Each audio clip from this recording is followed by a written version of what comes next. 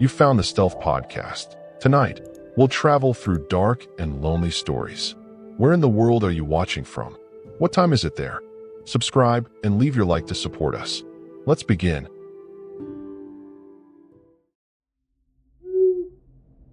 My name is Deacon Merritt, 34 years old, originally from Flagstaff, where I left behind a decent-paying office job and a stuffy apartment to embrace the freedom of the open road. 6 months into van life, and I still wake up some mornings wondering if I've made the biggest mistake of my life or the best decision ever. Tonight, though, as I pull my converted 2008 Sprinter into an empty parking lot behind an abandoned strip mall in South Phoenix, I'm leaning toward mistake. The summer heat in Phoenix is brutal, especially in July. Even at 9 p.m., the temperature inside my van hovers around 92 degrees, and the small battery-powered fan I have does little more than push the hot air around. I've been driving around for the past hour looking for a spot that felt safe enough to park overnight, but discreet enough that I wouldn't attract unwanted attention from security guards or cops.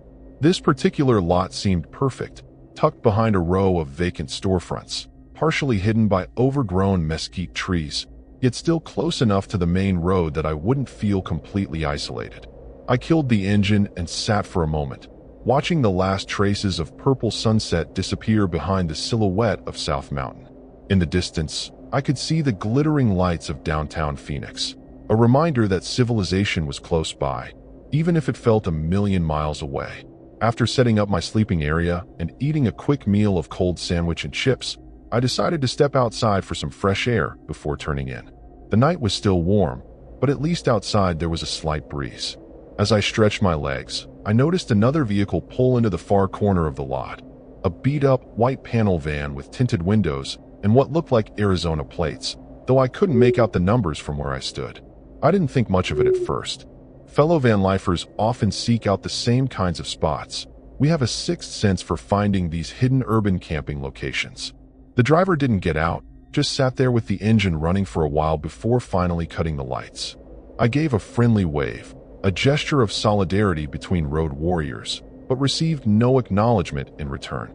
Something about the stillness of that van made my skin prickle. Maybe it was nothing, just another person looking for a free place to crash for the night, but something in my gut told me to be cautious.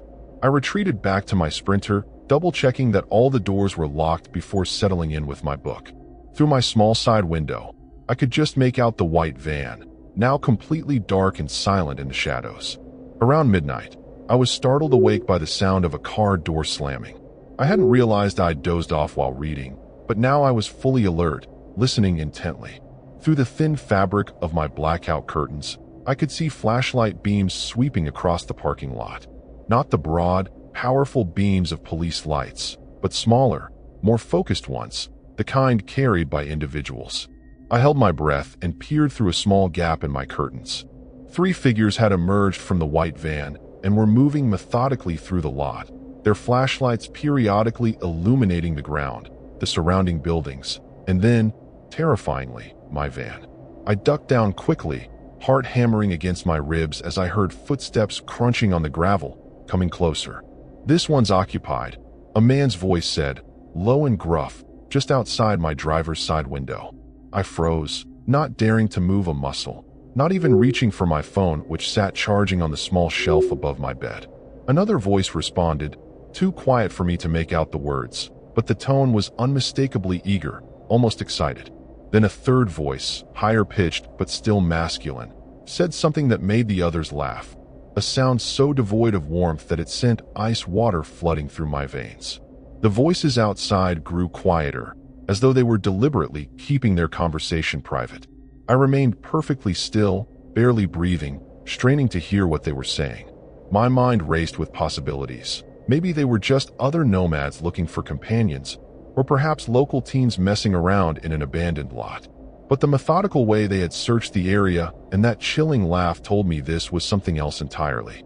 "Let's come back to this one," the gruff voice said. "Check the perimeter first." Their footsteps moved away, and I allowed myself to breathe again, though the relief was short-lived. "Come back to this one." The words echoed in my head like a death knell. I needed to get out of here, but how? If I started my engine, they'd hear it immediately. If I tried to sneak away on foot, I'd be exposed in the open parking lot with nowhere to hide. My phone showed only 2 bars of signal, but it was enough. I contemplated calling 911, but hesitated. What exactly would I report? 3 men walking around a parking lot with flashlights? I had no proof they intended any harm. Still, that gut feeling I'd learned to trust during my months on the road was screaming danger. I decided to text my location to my sister Elaine in Tucson, along with a quick message.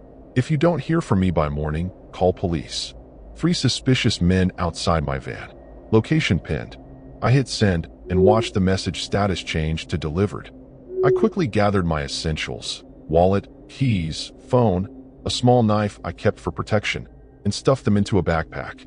From my glove compartment, I retrieved the pepper spray I'd bought when I first started Vanlife, but had never imagined actually using. The weight of it in my hand was both reassuring and terrifying. Through my rear window, I could see the flashlight beams had moved to the far end of the lot, illuminating the chain-link fence that separated the property from an adjacent drainage canal. The decision crystallized in my mind. I needed to move now, while they were distracted. I could either try to start my van and speed away, risking confrontation if they heard me, or abandon my home on wheels and escape on foot through the darkness. Neither option seemed good, but staying put felt worse. As I debated, a beam of light suddenly swept across my windshield again. They were circling back. My time was running out. I opted for stealth. Slipping into the driver's seat, I inserted my key but didn't turn it. Instead, I released the parking brake and, using what little slope there was in the lot, began to let the van roll silently toward the exit.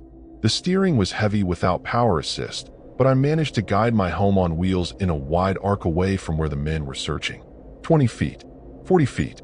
I was almost to the access road when my front tire hit something, perhaps a broken bottle or piece of debris, making a distinct crunching sound in the quiet night. "Hey!" The shout came immediately, followed by the rapid thudding of running footsteps. I abandoned all pretense of stealth and turned the key, the Sprinter's diesel engine roaring to life with a cloud of exhaust. Through my rearview mirror, I could see all 3 flashlights converging on me, moving fast. I slammed the transmission into drive and floored the accelerator, tires spinning on loose gravel before finding purchase. As I fishtailed onto the access road, my headlights briefly illuminated the 3 figures, all wearing dark hoodies pulled low over their faces, the tallest one holding something long and metallic that caught the light. I didn't slow down to get a better look. I drove recklessly fast through the empty streets of South Phoenix, running a red light and making random turns until I was certain I wasn't being followed. Only then did I pull into a well-lit gas station with security cameras and other customers filling up their tanks, my hands shaking so badly I could barely grip the steering wheel. I spent the remainder of that night parked under the bright lights of a 24-hour Walmart, too wired on adrenaline and fear to sleep. With every car that pulled into the lot, I tensed, convinced that white van had somehow tracked me down. By sunrise, exhaustion had finally overtaken fear, and I dozed fitfully for a few hours before being awakened by the Phoenix heat turning my van into an oven. 3 days passed without incident. I'd moved across town to the northern edges of Phoenix, finding a quiet spot in a residential neighborhood where other RVs and work trucks regularly parked.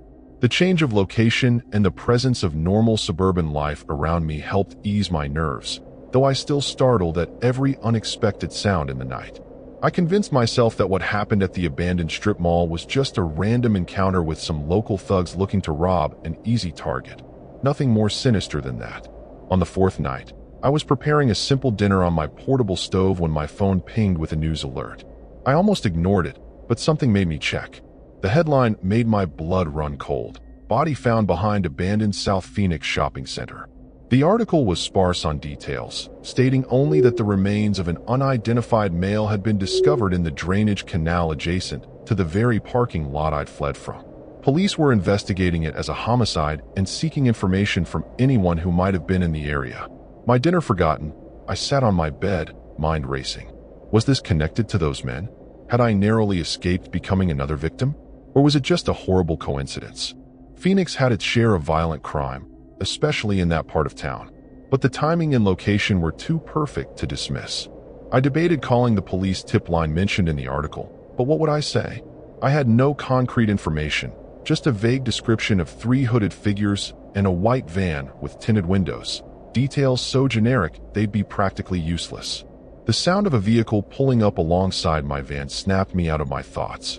Through my curtains, I could see it was just a family minivan, probably belonging to one of the homes on this street. Still, my heart raced, and my palms grew slick with sweat. I was becoming paranoid, jumping at shadows. This couldn't continue.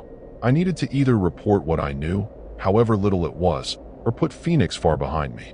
I opted for a compromise. I would stay one more night in this relatively safe spot, then head east toward New Mexico at first light. If nothing else happened, I would chalk up my experience to an unfortunate encounter and a coincidental tragedy. But as darkness fell and the suburban street grew quiet, that decision began to feel increasingly naive. I found myself checking and rechecking my locks, keeping my knife and pepper spray within arm's reach, and peering through the curtains at every passing car. Around 2 a.m., I was jolted awake by the distinctive sound of a vehicle with a diesel engine idling nearby. Still half asleep, I peered through my window and saw nothing unusual on the residential street, just parked cars and darkened houses. But the sound persisted, seemingly coming from around the corner. Curiosity warred with caution as I debated whether to investigate. The smart move would be to stay put, locked safely inside. But if someone was watching me, I needed to know. Carefully, I slipped on my shoes and jacket, clutching my pepper spray in one hand and my phone in the other, ready to dial 911 at the first sign of trouble. I cracked my side door open just enough to slip out, then closed it quietly behind me. The cool night air raised goosebumps on my skin as I crept along the sidewalk toward the corner, staying close to the hedges that lined the yards of sleeping houses. The diesel engine's sound grew louder, then suddenly cut off, plunging the street into silence. As I reached the corner and peered around, my worst fears were confirmed. Parked about 50 yards away was a white panel van with tinted windows. Even in the dim street lighting, I could tell it was the same one from the abandoned lot. They had found me. How? Had they followed me that night? Had they been tracking me all along? My mind flooded with questions, but my body knew only one imperative: run. I didn't go back for my van or my belongings. Every instinct screamed at me to put distance between myself and that white vehicle immediately. I sprinted down the residential street, away from both my sprinter and the threat, ducking between houses and cutting through yards. Behind me, I heard a car door open and close, followed by footsteps. Unhurried, confident footsteps that somehow terrified me more than if they had been running. My lungs burned as I pushed myself harder, leaping over a low fence into someone's backyard. A dog started barking from inside the house, and lights flicked on in an upstairs window. Good. Witnesses, potential help. I considered pounding on the door, waking the residents. But something told me that would only put innocent people in danger.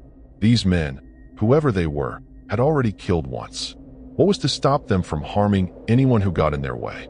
I continued through the yard and out a side gate, emerging onto another residential street. Here, I had a choice: continue through the maze of suburban homes where I might find help, but could easily get cornered, or head toward the main road where there might be late-night traffic and businesses. I chose the latter, running toward the distant glow of streetlights that marked a commercial strip about half a mile away. The sound of an engine revving behind me sent a fresh surge of adrenaline through my system. They were in their van now, no longer pursuing on foot. I dove into a narrow passage between 2 houses, too tight for a vehicle to follow. Scrambling over another fence, I cut through more yards, changing direction frequently, hoping to throw off my pursuers long enough to reach the safety of public spaces. When I finally emerged onto the main road, Dunlap Avenue, according to the street sign, I was gasping for breath, sides heaving. A 24-hour convenience store glowed like a beacon about 100 yards down the street. I sprinted toward it, glancing over my shoulder every few steps. No sign of the white van yet, but they knew the area better than I did, and they could be circling around to cut me off. Inside the store, a sleepy-looking clerk glanced up from his phone as I burst through the doors. "You okay, man?" he asked, taking in my disheveled appearance and panicked expression. I must have looked deranged, sweaty and wild-eyed at 2:30 in the morning. I managed to gasp out something about being followed, and the clerk's expression shifted from bored to concerned. He motioned me toward the counter, reaching for the phone. You want me to call the cops?" Before I could answer, headlights swept across the store's front windows as a vehicle pulled into the parking lot. My heart seized in my chest, but it was a blue pickup truck, not the white van. An older man in a work uniform came in, nodding to the clerk as he headed for the coffee machine. I sagged against the counter in relief, but that feeling was short-lived. Through the store's large front windows, I saw the white van cruising slowly past, its driver clearly scanning the businesses along the street. "That's them," I whispered, pointing. The clerk followed my gaze but looked confused. The van was already moving past, continuing down Dunlap. White van, tinted windows. "They're looking for me." I pulled out my phone with trembling hands and showed him the news article about the body found in South Phoenix. "I think they're connected to this. They were there that night, and now they're after me." The clerk looked skeptical but reached for the store phone anyway. "I'll call it in. You should probably stay here until cops arrive." As he dialed, I moved away from the windows, positioning myself where I couldn't be seen from the street. The older customer gave me a curious look as he paid for his coffee, but didn't comment. Minutes ticked by with excruciating slowness as we waited for police to respond. Then my phone buzzed with an incoming text. Unknown number. The message contained just 4 words that made my blood freeze in my veins. "We know you saw." Before I could process this, the lights in the convenience store flickered once, twice, and then went out completely, plunging us into darkness broken only by the glow of the clerk's phone and the distant streetlights filtering through the windows. "What the hell?" the clerk muttered, fumbling with his phone's flashlight. The older customer cursed under his breath. In the sudden darkness, I heard the distinctive sound of the store's electronic door lock disengaging, a safety feature during power outages to prevent people from being trapped inside. But in this moment, that safety measure had just removed my only protection. The headlights appeared without warning, 2 bright beams cutting through the darkness, aimed directly at the store's entrance. Not driving past this time, coming straight toward us. I backed away, bumping into a shelf of snacks.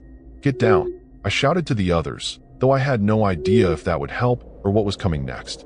The clerk was already on his knees behind the counter, still trying to connect with 911 on his phone.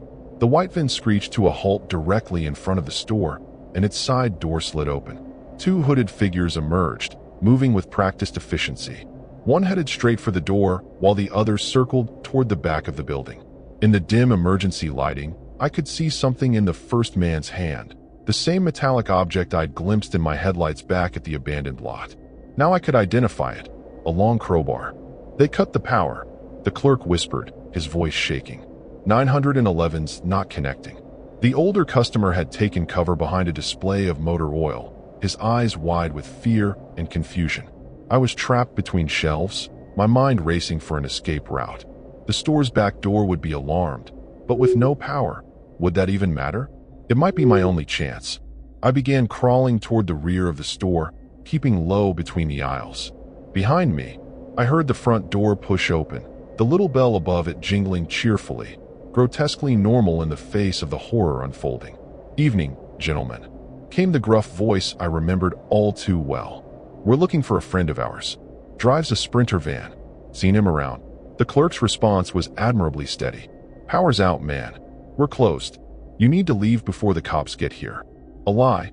We all knew his call hadn't gone through, but a brave one. I continued my silent progress toward the back, praying that the darkness and shelving would conceal my movement.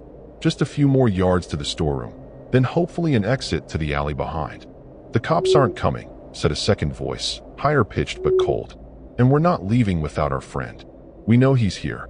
A crash followed these words, the sound of the crowbar connecting with something solid. The older customer let out a frightened yelp. I reached the storeroom door and eased it open, slipping inside just as flashlight beams began sweeping the store's aisles.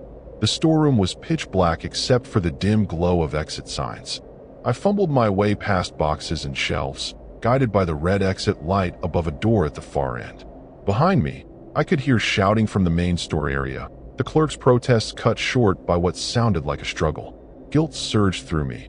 I'd brought this danger to innocent people, but there was nothing I could do to help them now except get away and find real help. I burst through the exit door into a narrow alley behind the store, immediately searching for which direction to run. To my right, The alley ended at a tall fence. To my left, it continued toward what looked like a larger street. I chose left, sprinting as quietly as possible on the uneven pavement. I'd gone maybe 30 feet when a figure stepped into the alley ahead of me, the third member of the group who had circled around back. I skidded to a halt, nearly falling in my desperation to change direction. But turning back wasn't an option either, as the exit door I'd just used banged open, silhouetting another hooded figure against the dim emergency lighting from inside. I was cornered. In desperation, I fumbled for my pepper spray, but my hands were shaking so badly I dropped it, the small canister clattering away into shadow. "We just want to talk," said the figure ahead of me, his voice the higher-pitched one I'd heard before. He took a step closer, hands raised as if in peace, but there was nothing peaceful about the situation. "You saw something you shouldn't have, but we can work this out." "I didn't see anything," I stammered, backing up until I hit the rough brick wall of the building adjacent to the convenience store. "I don't know what you're talking about." But even as I said it, my mind flashed back to that night in the parking lot, the flashlights sweeping the drainage canal, the news report of a body found days later. Whatever I had witnessed, these men believed I had seen enough to identify them. "Don't lie to us, Deacon," said the gruff voice behind me, and the use of my name sent ice through my veins. They knew who I was. Had they been through my van? Found my ID? How long had they been watching me? "We saw you taking pictures that night. Where's your phone?" The tone left no doubt that this wasn't really a question. It was a demand, one they expected to be met. But I hadn't taken any pictures. I hadn't even had my phone out that night until after I'd escaped the parking lot. This was some terrible misunderstanding, but one they seemed willing to kill over. "Check it," I said, slowly reaching for my pocket, telegraphing my movements. "There are no pictures, I swear." As I pulled out my phone, a pair of headlights suddenly illuminated the alley. A police cruiser turning in from the cross street. Someone had called 911 after all. Maybe the older customer had managed to use his phone, or maybe a neighbor had heard the commotion. The men hesitated, caught in the sudden light. For the briefest moment, I could see their faces clearly as hoods shifted. Ordinary faces, terrifying in their normalcy. These weren't monsters from a horror movie. They were everyday men capable of monstrous acts. "This isn't over," the gruff-voiced one said, already backing away. "We'll find you again." Then both figures were running, one toward the fence at the end of the alley, the other back through the convenience store. I slumped against the wall, legs finally giving out as the police cruiser's spotlight swept over me. In the distance, I could hear sirens, more units responding. As officers approached, weapons drawn until they determined I wasn't a threat, I tried to formulate what I would tell them. The truth seemed unbelievable even to me, and I had lived it. Would they connect these men to the body found in South Phoenix? Would they find them before the men found me again? And most disturbing of all, who had they mistaken me for? Whose photos had they been so desperate to retrieve that they would kill for them? I gave my statement to stone-faced officers who took notes, but revealed nothing of their thoughts. They found the clerk and the older customer shaken but unhurt. The men had fled at the first sound of sirens. My Sprinter was located where I'd left it, apparently untouched.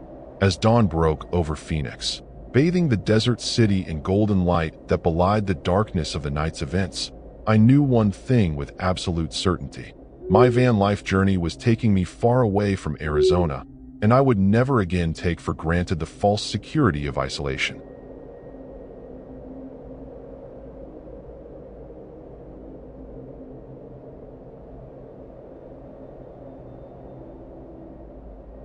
My name is Lorna Vega, 29 years old, born and raised in Seattle where I worked as a graphic designer until burnout and a nasty breakup propelled me into the nomadic lifestyle I'd been fantasizing about for years. 8 months into van life, and I've fallen in love with the desert landscapes of the Southwest. My converted Ford Transit, which I've affectionately named Sanctuary, has become more of a home than any apartment I've ever rented. Tonight finds me in Phoenix, parked in a quiet corner of a Walmart parking lot near Deer Valley. I've been in the city for 3 days, having made the trip down from Sedona to meet up with a potential client who wants custom artwork for their food truck business. The meeting went well, but Phoenix in August is brutally hot, and I'm eager to head back to higher elevations where the air is cooler and breathing doesn't feel like sucking through a hairdryer. I've developed a routine for these urban camping nights. dinner before sunset, a quick walk to stretch my legs, then settling in with a book or my sketchpad until sleep comes. Tonight, though, my peaceful evening was interrupted by a store employee tapping on my window around 9 p.m., politely but firmly informing me that this particular Walmart no longer allowed overnight parking. Policy change, he explained, due to recent incidents. He was apologetic but insistent that I needed to be gone within the hour. So here I am, driving through unfamiliar streets in North Phoenix, looking for a safe place to park for the night. It's already past 10 p.m., and the idea of driving out of the city in the dark doesn't appeal to me. I need somewhere quiet but not isolated, inconspicuous but not sketchy, the eternal challenge of stealth camping in urban areas. After 20 minutes of increasingly frustrated searching, I spot what looks like an abandoned gas station with an expansive, empty lot behind it. The place has clearly been closed for years, windows boarded up, pumps removed, leaving only concrete islands where they once stood. But the lot is clean, no obvious signs of current occupation by homeless encampments or drug activity. It's set back from the main road, partially hidden by overgrown oleander bushes, which means I won't be visible to passing traffic. Perfect for one night. I circle the block once to make sure there are no trespassing signs or security cameras, then pull in behind the derelict building. The quiet is almost eerie after the constant hum of traffic on the main roads. I set up my bed and brush my teeth using my small sink system, then change into sleep shorts and a tank top. Despite the late hour, it's still over 90 degrees outside, making the inside of my van feel like a sauna. I turn on my portable fan and open the roof vent, hoping to create some air circulation. As I settle onto my bed with my sketchpad, I notice headlights sweeping across my ceiling, another vehicle pulling into the lot. My first instinct is annoyance, so much for having this spot to myself. But Vanlife has taught me to be wary of isolation, too. Sometimes having neighbors, even unfamiliar ones, provides safety in numbers. Through my blackout curtains, I can see it's an older model RV, bulky and beige, parking about 50 feet from me. A light comes on inside, silhouetting a single figure moving around. Probably another nomad looking for a free place to spend the night. I return to my sketching, the soft scratch of pencil on paper and the whir of my fan, the only sounds breaking the silence. Around midnight, I'm startled by a sharp knocking on my side door. I freeze, pencil hovering above paper, heart suddenly hammering in my chest. No one should know I'm in here. My blackout curtains are in place, and I haven't made any noise. The knock comes again, more insistent this time. Hello? Anybody in there? I need help. A woman's voice, sounding distressed. My initial fear battles with concern. What if someone really needs assistance? I saw your fan in the window. The voice continues. Explanation for how she knew the van was occupied. Please, my friend is sick. Do you have any water? Our jug leaked. The voice sounds genuine enough, tinged with worry. Still, years of being a woman alone have taught me caution. I grab my pepper spray from the shelf above my bed and keep my phone in hand. 911 already dialed, but not yet sent. I have water. I call through the door, not moving to open it. I'll put some bottles outside. There's a pause. Then the woman speaks again, her tone changing subtly, an edge creeping in that wasn't there before. Could you just open up? He's really bad. Might be heat stroke. We need ice if you have it. Something feels off, the hairs on the back of my neck standing up. The RV I'd seen earlier had only one occupant, yet she mentioned a sick friend. And who travels in Arizona without emergency water? I'll bring it out, I reply, keeping my voice steady despite the alarm bells ringing in my head. Give me a minute. I quickly pull on shorts and shoes, grabbing 2 water bottles and my keys. The pepper spray goes into my pocket, my finger hovering over the send button on my phone's pre-dialed 911 call. Taking a deep breath, I crack open the side door, just enough to see out, but not enough for someone to force their way in. What I see makes my blood run cold. There's a woman standing there, all right, middle-aged, with stringy blonde hair and a gaunt face. But she's not alone. Behind her, partially hidden in the shadows cast by my van, stands a much larger figure, masculine in build. And neither of them are from the RV I'd spotted earlier, which sits dark and silent across the lot. Where had they come from? Had they been watching, waiting for me to settle in for the night? Here's some water, I say, attempting to pass the bottles through the narrow opening of my door. The woman makes no move to take them, her eyes flicking to something behind me inside my van. The man shifts his weight, stepping slightly to the side as if positioning himself to rush forward. Every instinct screams danger. In one fluid motion, I toss the water bottles at them, slam and lock my door, and hit send on the 911 call. Emergency services, what's your... The operator's voice is cut off by a tremendous bang against my door, the entire van shaking with the impact. Through my curtains, I can see the man throwing his shoulder against the door again while the woman circles toward the driver's side.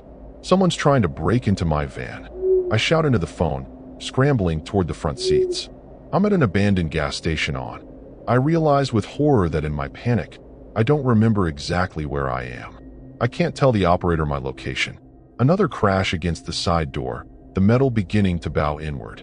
These doors weren't designed to withstand this kind of assault. I dive into the driver's seat just as the woman appears at my window, something metallic glinting in her hand. She brings it down hard against the glass, a tire iron, creating a web of cracks but not breaking through. I fumble with my keys, adrenaline making my fingers clumsy. The engine roars to life just as the side door gives way with a sickening crunch of metal. I floor the accelerator, not caring what direction I'm heading as long as it's away from here. The transit lurches forward, tires spinning on loose gravel before finding purchase. In my rearview mirror, I see the man stumble out from behind my van, having narrowly avoided being hit as I reversed. The woman shouts something, her face contorted with rage. Then they're running back toward, not the RV, but a dark sedan parked even further back in the shadows that I hadn't noticed before. The 911 operator is still on the line, asking questions I barely process as I speed down empty streets, randomly turning, focused only on putting distance between myself and my attackers. When I finally regain enough composure to speak coherently, I explain what happened, describing the abandoned gas station as best I can. The operator directs me to the nearest police station, assuring me that officers are already investigating the location I've described. At the station, I give my statement to a tired-looking officer who seems skeptical of my story. "Probably just homeless looking to rob you," he suggests, scribbling notes without making eye contact. "Bad idea to park in places like that, especially alone." His tone carries an unspoken, "What did you expect?" That makes my skin crawl. I insist there was nothing random about the attack. They had been watching, waiting, coordinating. The officer promises increased patrols in the area, but offers little hope of catching my would-be assailants. With my side door damaged, still closable, but no longer lockable, I can't risk sleeping in my van tonight. I splurge on a hotel room, the first time in months I've paid for accommodation, and lie awake until dawn despite the comfortable bed and functional air conditioning. Something about the encounter keeps nagging at me. The woman's eyes flicking to something inside my van, their coordination, the fact they weren't in the RV I'd seen. This hadn't felt like a random opportunity crime. It felt targeted, but why? I'm just a graphic designer living in a van, with nothing of particular value except my laptop and camera equipment. Morning brings no clarity, just the harsh reality of needing to fix my van door before I can safely continue my journey. A quick Google search leads me to a mobile mechanic who can come to the hotel parking lot and make temporary repairs, enough to secure the door until I can get a proper replacement. As I wait for him to arrive, I scroll through local news on my phone, looking for any reports of similar incidents. What I find instead turns my blood to ice. A short article, barely more than a paragraph, mentions a body found near an abandoned gas station in North Phoenix. The estimated time of death just hours before I parked there. The victim, an unidentified male in his 40s, was discovered by a city worker checking drainage systems after recent monsoon rains. Police suspect foul play but have released no details about the cause of death or potential suspects. The location matches the gas station where I'd spent those terrifying moments, and suddenly the night's events take on an even more sinister cast. My hands shake as I reread the article, connecting dots that paint a horrifying picture. What if the people who attacked me weren't random criminals, but had something to do with the murder? What if they thought I was a witness, or that I'd seen something I shouldn't have? The timing can't be coincidental. A body found, and then hours later, an aggressive attempt to get into my van by people who seem to be looking for something specific. When the mechanic arrives, a barrel-chested man named Ray with grease-stained hands and kind eyes, I find myself watching the parking lot nervously, jumping at every passing car. He notices my anxiety but doesn't pry, focusing instead on reinforcing my damaged door with a temporary welded plate. Not pretty, but it'll hold until you can get to a proper body shop, he says, wiping his hands on a rack. Mind if I ask what happened? I hesitate, then opt for a sanitized version of the truth. Someone tried to break in last night while I was parked. Ray nods thoughtfully, running a hand over his salt and pepper beard. Been seeing more of that lately, he comments, packing his tools. Especially with these nice conversions, people figure you've got money or valuables inside. He pauses, then adds in a lower voice. You heard about that body they found over on 19th Avenue? At the old Chevron. My heart skips a beat. I saw something online, I admit cautiously. Ray glances around, then leans closer. My buddy works sanitation, was there when they found him. Said it was no ordinary murder. Guy was. He makes a slicing motion across his throat. Professionally done, you know? Clean. No mess, no struggle. Like a hit. He taps his temple meaningfully. Cartel business, most likely. Phoenix is getting to be a major corridor for all sorts. A chill runs through me despite the desert heat. If this was indeed some kind of organized crime killing, and those people thought I'd witnessed something, I could be in serious danger. Not just from the pair who attacked me, but potentially from a larger criminal organization. My mind races with the implications. Should I go to the police with my suspicions? Would they even take me seriously without concrete evidence? And if this truly was cartel-related, would involving authorities put me at even greater risk? I thank Ray for his work and his information, tipping him generously before retreating to my hotel room to think. My original plan had been to leave Phoenix immediately, head back north to the cooler elevations of Flagstaff or beyond. But now I'm not sure what to do. If someone is looking for me, believing I witnessed something, running might just confirm their suspicions. On the other hand, staying put feels like painting a target on my back. As I pace the small hotel room, my phone pings with an email notification. The client I'd met with earlier in the week, confirming our agreement and requesting a timeline for the artwork. Under normal circumstances, this would be good news, a solid gig that would cover my expenses for at least a month. Now, it presents a dilemma. Staying in Phoenix to complete the work means remaining potentially exposed to danger. Leaving means losing the job and the income one need to sustain my nomadic lifestyle. Decision made. I email the client explaining that a family emergency requires me to leave town immediately, but that I can still complete the work remotely. It's not entirely a lie. My personal safety certainly qualifies as an emergency. They respond understandingly, and I breathe a sigh of relief. Now I just need to get out of Phoenix as quickly and anonymously as possible. I check out of the hotel, paying cash for the extra hour I've stayed beyond checkout time, and drive to a large shopping center where I can blend in with other vehicles while I finalize my escape plan. Sitting in my van in the crowded parking lot, I feel marginally safer but still exposed. I need to change my appearance and make my van less recognizable, just in case those people, or others working with them, are still looking for me. A department store provides the essentials: hair dye to change my distinctive red hair to a nondescript brown, a wide-brimmed hat, and sunglasses. At an auto parts store, I buy a different colored sun shield for my windshield and temporary magnetic signs advertising a fictional gardening business to place on my van's sides. As I'm applying the magnetic signs in a corner of the parking lot, a police cruiser rolls slowly past. I freeze, heart pounding, but the officer inside barely glances my way before continuing his patrol. The close call leaves me shaken. If I'm this jumpy around police, who should represent safety, how am I going to handle the long drive out of Arizona? Every passing car, every pair of eyes that linger too long on my van, could trigger panic. Just as I'm about to climb back into my van, I notice a dark sedan pulling into the parking lot 2 aisles over, the same make and model as the one from the abandoned gas station. It could be coincidence. It's a common enough car, but my instincts scream danger. Without being obvious, I peer at the occupants, trying to determine if it's the same vehicle. The windows are tinted, making it impossible to see clearly, but as the car passes under a parking lot light, I catch a glimpse of stringy blonde hair in the passenger seat. My blood turns to ice. They found me. But how? I'd been so careful, switching locations multiple times. Unless, my stomach drops as realization hits. My phone. Could they have somehow tracked my phone? It seems far-fetched, the stuff of spy movies, but what other explanation is there? I duck behind a nearby SUV, watching as the sedan cruises slowly through the parking lot, clearly searching for something or someone. Making a split-second decision, I abandon my plan of getting into my van. If they're looking for a woman with red hair in a Ford Transit, that's exactly what they'll be watching for. Instead, I slip between parked cars, keeping low, making my way toward the department store entrance.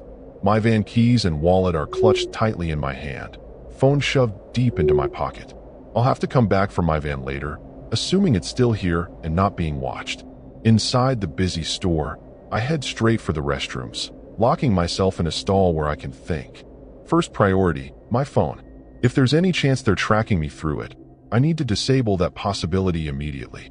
I power it off completely, then remove the SIM card and battery for good measure. It's a drastic step that leaves me without communication, but better than leading killers directly to me. Next, I need alternate transportation and a safe place to regroup. The shopping center contains dozens of stores, including a car rental agency. It's risky using my credit card, another potential tracking method, but I have little choice. I stuff my red hair under the new hat, put on the sunglasses despite being indoors, and force myself to walk calmly. Just another shopper going about her business. At the rental counter, I manage to secure a compact car with minimal interaction, my hands trembling slightly as I sign the paperwork. The employee gives me an odd look, probably wondering why I'm wearing sunglasses indoors, but says nothing. 20 minutes later, I'm driving out of the shopping center in an anonymous white Nissan, watching vigilantly for the dark sedan. I spot it near the entrance where I came in, still circling slowly through the aisles. They haven't given up. With temporary transportation secured, I need a safe place to think and plan. A public library seems ideal, quiet, anonymous, with free internet access that doesn't require my compromised phone. The Central Phoenix Library is massive enough that I can blend in with dozens of other patrons, yet offers private study carrels where I can work undisturbed. I find a spot in a back corner, power up one of the public computers, and begin researching. First, I search for more information about the murder at the abandoned gas station. The news has been updated since I last checked. The victim has been identified as Marcus Denham, 47, a real estate developer with reported ties to several controversial development projects in the Phoenix area. Police are investigating potential connections to his business dealings, but have released no further details about suspects or motive. His body was discovered approximately 12 hours before I parked at that same location, longer than I initially thought. Next, I search for information about tracking phones. What I find is both reassuring and terrifying. Without advanced technical skills or access to specialized equipment, most people can't track a phone that isn't sharing its location willingly. However, if someone has physical access to your device, they can install spyware that enables tracking even when location services are disabled. Had someone been in my van before I arrived at the gas station? It seems unlikely but not impossible. A more disturbing possibility emerges as I continue reading. Authorities and sophisticated criminal organizations can use cellular towers to triangulate a phone's location. If these people have connections to organized crime, as Ray the mechanic suggested, could they have that level of capability? My paranoia spirals as I contemplate the possibilities. Maybe it wasn't my phone at all. Maybe they placed a tracking device on my van itself while I was inside the hotel. I need help, but who can I trust? Going to the police seems logical, but my story sounds far-fetched even to my own ears. And if there are corrupt officers involved, not an uncommon occurrence when cartels are concerned, I could be placing myself in even greater danger. Friends? My closest contacts are states away, and involving them could put them at risk too. I feel utterly alone, adrift in a hostile city where killers know my face and vehicle. A notification pops up on the library computer, 15 minutes remaining in my session.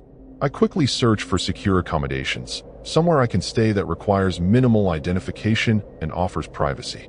Most hotels and motels require ID and credit cards, potential breadcrumbs for anyone hunting me. Cash-only establishments exist, but tend to be in questionable areas where I'd be trading one form of danger for another. As my time expires, I gather my meager belongings and head back to the rental car, constantly scanning my surroundings for the dark sedan or the faces of my attackers. The Phoenix sun beats down mercilessly as I slide into the car, the interior hot enough to burn skin. I sit for a moment, weighing my options, when a terrible realization hits me. My laptop, camera equipment, clothes, everything I own is still in my van. I can't just abandon it all and run. At some point, I'll need to retrieve my van and possessions, which means returning to the shopping center where danger might still be lurking. Evening approaches as I circle back to the shopping center, driving past slowly to reconnoiter before committing to entering. My van is still there, looking untouched, and I see no sign of the dark sedan. Taking a deep breath, I park the rental car several aisles away and approach my van cautiously, keys ready. Each step feels like walking through molasses, my senses hyper-alert for any sign of threat.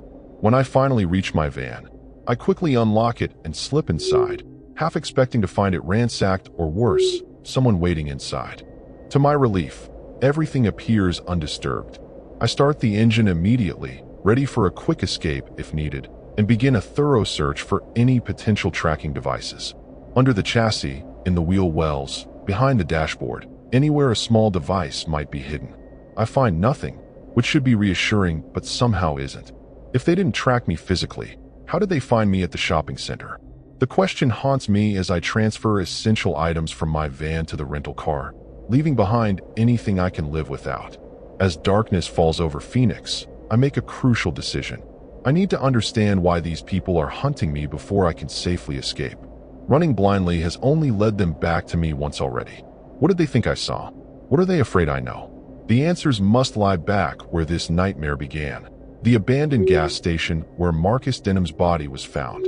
It's a dangerous plan, possibly suicidal, but continuing to flee without information feels equally fatal in the long run. I drive the rental car to a 24-hour diner about a mile from the gas station, nursing a coffee until well after midnight when the streets are largely deserted. Then, leaving the rental in the well-lit parking lot, I set out on foot, sticking to shadows and side streets, approaching the abandoned property from the rear. The gas station stands silent and dark, yellow police tape still visible around the perimeter, though no officers remain on scene. I stay hidden in a cluster of desert scrub across the street, watching for any sign of surveillance or activity. After 30 minutes of observation with no movement detected, I cautiously cross over, ducking under the police tape and making my way toward the back of the property where drainage channels create a natural depression, likely where the body was discovered. The area is pitch black, forcing me to use my phone's flashlight despite the risk of being spotted. I cup my hand around it, creating a narrow beam that illuminates only a small area directly in front of me. The drainage channel is concrete, about 4 feet deep, designed to carry away the rare but powerful flash floods that hit the desert city. Dried mud and debris line the bottom, along with discarded fast food wrappers and other urban detritus. I'm not sure what I'm looking for, some clue to why Denham was killed here, or what someone might think I witnessed. Police have presumably already collected any obvious evidence. Still, I scan the ground carefully, moving slowly along the channel. About 20 yards in, something catches my eye, a small reflective object half buried in the mud. Kneeling down, I carefully extract it. A cufflink, silver with an intricate design. Could it have belonged to Denham? Or perhaps to his killer? A sudden noise freezes me in place, the distinctive crunch of tires on gravel. Headlights sweep the front of the abandoned building as a vehicle pulls in. I kill my flashlight immediately, crouching lower in the drainage channel. From my position, I can't see the vehicle, but I hear car doors opening and closing, followed by multiple footsteps. Not police. They would announce their presence, use more lights. My pulse pounds in my ears as I strain to hear the quiet conversation now taking place. Should be clear by now. Evans said they've moved on to other cases. A male voice, unfamiliar. What about the woman? A second voice responds, and my blood runs cold. It's the gruff voice of the man who attacked my van. Still looking. She hasn't used her cards or phone since yesterday. Must have figured something out. A pause, then a third voice, the woman from that night. We need to finish cleanup. The client is getting nervous. Client. The word echoes in my mind, confirming my suspicions about a professional hit. These people are cleaners, sent to eliminate evidence and witnesses. I need to get out of here immediately, but any movement risks detection. I'm trapped in this concrete channel, while killers conduct their business just yards away. My only hope is that they complete whatever cleanup they're here for and leave without checking the drainage area where I'm hidden. Footsteps approach the back of the building, moving with purpose. Flashlight beams cut through the darkness, sweeping methodically across the property. I press myself flat against the concrete wall of the channel, barely breathing. One beam passes directly over my position, but continues moving without pausing. They're searching for something specific, something they believe was missed during the initial cleanup or the police investigation. It has to be here. The woman's voice hisses, frustration evident. The client was explicit. Denham had it on him when he arrived. The conversation confirms what I've suspected. This was indeed where Marcus Denham was killed, not just where his body was found. I clutched the cufflink tightly, wondering if this small object could be what they're searching for. But a cufflink seems too insignificant to warrant this level of concern. More footsteps, more searching, the beams of light moving closer to the drainage channel. I need to move or risk discovery. At the far end of the channel, perhaps 40 yards away, it appears to connect with a larger drainage system that runs under the adjacent road. If I can reach that intersection, I might find an escape route. Moving as silently as possible, I begin inching along the channel floor, staying low, using the concrete walls as cover from the searching flashlights. My progress is agonizingly slow, each movement carefully calculated to avoid dislodging loose stones or debris. The voices continue their frustrated search above, occasionally barking orders or expressing annoyance at their failure to find whatever they're looking for. I'm halfway to the drainage intersection when disaster strikes. My foot slips on a patch of loose gravel, sending several stones skittering loudly across the concrete floor of the channel. The voices above go silent immediately. Then, a curt command, check the drainage. Flashlight beams converge on the channel, and I abandon all pretense of stealth, scrambling toward the intersection as quickly as possible. Behind me, shouts of discovery followed by the sound of someone sliding down into the channel. I reach the junction where the smaller channel meets a larger tunnel, big enough for maintenance workers to access, about 5 feet in diameter. I plunge into the darkness of the tunnel without hesitation, running blindly, one hand on the curved wall to guide me. The sound of pursuit echoes behind me, flashlight beams dancing off the walls. The tunnel slopes downward, taking me deeper underground, the air growing cooler and heavy with moisture. I have no idea where this drainage system leads or how far I'll have to go to find an exit, but stopping means certain death. After what feels like an eternity of running through pitch blackness, my outstretched hand meets empty air instead of concrete wall, a side tunnel or junction. I veer into it without hesitation, hoping to throw off my pursuers. The new passage is narrower, forcing me to crouch slightly. The voices behind me sound confused, arguing about which way I went. I use their momentary indecision to push forward, ignoring the burning in my lungs and the cramps seizing my legs. Finally, a different quality of darkness ahead, not the absolute black of the tunnel, but a lighter gray suggesting an opening. I emerge into a larger drainage basin, concrete sides sloping upward to street level. Metal rungs embedded in the wall form a ladder to the surface, where a heavy grate covers the opening. I scramble up the rungs, pushing against the grate with all my remaining strength. For one terrible moment it resists, and I fear it's locked or bolted shut. Then it shifts, scraping loudly as it moves aside just enough for me to squeeze through. I emerge onto a quiet residential street, gasping for breath, covered in mud and grime. Dawn is just beginning to lighten the eastern sky, the houses around me still dark and silent. I have no idea where I am, but I'm alive for now. In my hand, I still clutch the cufflink I found, possibly the only tangible connection to what happened to Marcus Denham and why killers are hunting me across Phoenix. As I stumble away from the drainage opening, I realize the rental car is miles away, my van potentially watched, my phone compromised, and my identity known to professional killers. But I also have something they want, something important enough that they're still searching for it days after the murder. Whether it's the cufflink itself or something else I unknowingly possess, it's my only leverage, my only chance of understanding why this is happening and how to make it stop.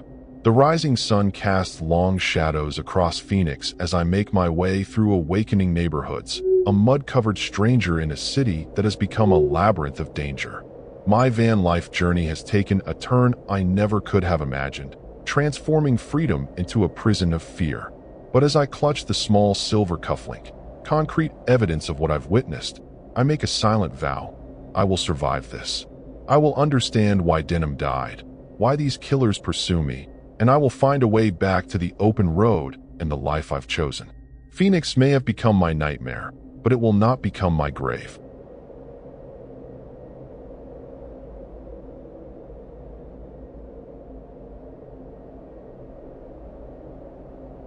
The engine of my van, a beat-up Ford Econoline I've called home for 2 years, sputters as I pull into a deserted parking lot in Phoenix. My name's Elias Warwick, I'm 32 years old, and I hail from Tucson, about 2 hours south. The lot sits behind a crumbling strip mall in South Phoenix, the kind of place where neon signs flicker half-dead and nobody asks questions. I've been chasing freedom on the road since I ditched my soul-sucking desk job, but nights like this feel less like freedom and more like a gamble. The air is thick with desert heat, even at midnight, and the stars are swallowed by city glow. I park near a busted streetlight, figuring it's secluded enough to avoid trouble. My van's rigged with blackout curtains, a mattress, and a propane stove, everything I need to disappear. I'm not alone tonight, which is rare. My buddy Cashin Holt, a wiry 29-year-old with a knack for bad decisions, tagged along from Tucson. He's sprawled on the passenger seat, scrolling his phone, muttering about some true crime podcast. Cashin's the kind of guy who'd bet his last dollar on a rigged game and laugh when he loses. Then there's Mara Lynn, 27, who I met at a dive bar last month. She's curled up in the back, sketching in a notebook, her dark hair spilling over her shoulders. Mara's quiet but sharp, always watching, like she's waiting for the world to prove her wrong. We're an odd trio, thrown together by chance, chasing a weekend of cheap thrills. The parking lot's eerie, littered with broken glass and faded shopping carts. I cut the engine, and the silence hits hard, like the world's holding its breath. Cashin cracks a joke about the place looking like a zombie apocalypse set, but I'm not laughing. Something about the way the shadows pool in the corners of the lot feels wrong, like they're watching. I shake it off, blaming the late hour and too many energy drinks. Mara glances up from her sketch, her eyes catching mine in the rearview mirror. "You sure this is a good spot?" she asks, voice low. I shrug, playing it cool, but my gut's already twisting. I lock the doors and double-check the curtains, a habit from too many sketchy nights. The van's my sanctuary, but out here, it feels like a tin can waiting to be cracked open. Cashin's still yammering about his podcast, something about a serial killer who hunted in Phoenix back in the 90s. "Dude, they never caught the guy," he says, grinning like it's a fun fact. I tell him to shut up, half joking, but his words stick like damp rot. The lot's empty, far as I can tell, but I can't shake the sense that we're not as alone as we think. Mara sets her sketchbook down, stretching her arms. "I need air," she says, reaching for the side door. I hesitate, my hand hovering over the lock. Every Vanlifer knows the rule. Don't open the door unless you're sure. But Mara's already sliding it open, and a gust of warm, dusty air floods in. She steps out, her boots crunching on gravel, and I curse under my breath. Cashin's still glued to his phone, oblivious. I grab my flashlight, telling myself it's just paranoia, but the horror of this place is already creeping in, slow and heavy. The strip mall looms across the lot, its windows dark and jagged like broken teeth. I scan the shadows, half expecting to see something move, but it's just the wind pushing trash across the pavement. Mara's leaning against the van, lighting a cigarette, the flame briefly illuminating her face.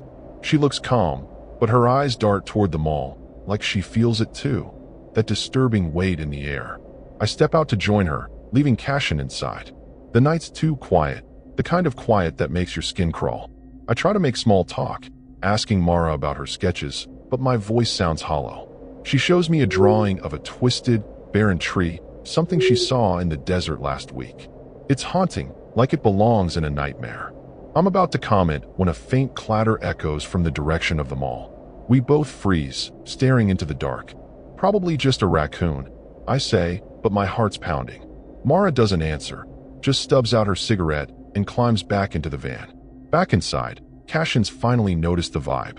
"Yo, "This place is giving me the creeps," he says, setting his phone down. I nod, locking the door again. We're all on edge now, but nobody wants to admit it. I tell them it's just one night, that we'll head to a proper campground tomorrow. But as I lie on my mattress, staring at the van's ceiling, the darkness outside feels alive, pressing against the windows. The horror's subtle, but it's there, waiting for us to slip up. I drift into a restless half-sleep, the kind where every creak of the van jolts you awake. Mara's breathing softly in the back, and Cashin's snoring like a chainsaw. But something's off. The air feels heavier, like it's carrying a secret. I sit up, heart racing, and peer through a gap in the curtain. The parking lot's still empty, but the shadows seem deeper, more solid. I tell myself I'm imagining things, but deep down, I know this night's about to get a lot scarier. Morning light seeps through the van's curtains, but it does little to shake the unease clinging to me like damp clothes. I barely slept, my mind replaying that clatter from the strip mall. Elias Warwick, 32, Tucson native, and I'm already regretting picking this parking lot in South Phoenix. The air inside the van is stale, smelling of coffee grounds and Cashin's unwashed socks. I nudge him awake, and he groans, rubbing his eyes. Mara's already up, sitting cross-legged on her sleeping bag, scribbling in her sketchbook. Her face is tight, like she's holding something back. Bad dreams? I ask. She shakes her head, but her eyes flick toward the window. I start the van, hoping to shake the creepy vibe, but the engine sputters, coughing like it's got a cold. Come on, not now, I mutter, turning the key again. Nothing. Cashin leans over, squinting at the dashboard. Battery's probably dead. You leave the lights on. I snap that I didn't, but doubt creeps in. Last night's paranoia had me checking the locks obsessively. Maybe I screwed something up. Mara climbs out to stretch, and I notice her glance at the strip mall again, like it's pulling her attention. We pop the hood, and Cashin pokes around, acting like he knows what he's doing. Could be the alternator, he says, scratching his head. I'm no mechanic, but I know we're stuck until we figure this out. The parking lot's still empty, but the daylight doesn't make it less disturbing. Broken glass glints in the sun, and a faded for lease sign swings in the breeze. I suggest walking to a gas station we passed a mile back, but Mara hesitates. Something feels off, she says, voice low. I want to brush it off, but my gut's screaming the same thing. Cashin, ever the optimist, volunteers to check the mall for a payphone or a shop that's still open. You're joking, I say. The place looks like it's been dead for a decade. But he's already grabbing his backpack, tossing out a grin. What's the worst that could happen? Famous last words. I tell him to wait, but Mara cuts in, saying she'll go with him. Two's safer than one, she argues. I don't like it, but splitting up feels like a horror movie mistake, so I agree to stay with the van. They head off, disappearing around the corner of the mall. I'm alone now, the silence pressing in. I try the engine again, still dead. Frustrated, I grab my toolbox and start tinkering, but my hands are shaky. The lot's too quiet, like the world's paused. I glance at the mall, half expecting to see Cashin and Mara sprinting back, but it's just empty pavement and sagging storefronts. My phone's got no signal, which isn't unusual out here, but it adds to the creeping dread. I'm tightening a battery cable when I hear it, a low, deliberate scrape, like metal on concrete, coming from behind the van. My heart lurches, and I freeze, gripping the wrench. Cashin, I call, voice cracking. No answer. I step back, scanning the lot. Nothing moves, but the sound lingers in my head, sharp and scary. I tell myself it's just trash blowing around, but the air feels charged, like a storm's brewing. I slam the hood shut, louder than I mean to, and the noise echoes like a gunshot. Back inside the van, I lock the doors and check the curtains again. My mind's racing, piecing together last night's clatter and now this scrape. I'm starting to think this lot isn't as abandoned as it looks. I dig through my glove box for a map, hoping to find another spot nearby, but my hands are trembling. The van feels smaller, like the walls are closing in. I keep glancing at the windows, expecting to see a face pressed against the glass, something straight out of a nightmare. Cashin and Mara have been gone too long, maybe 20 minutes, but it feels like hours.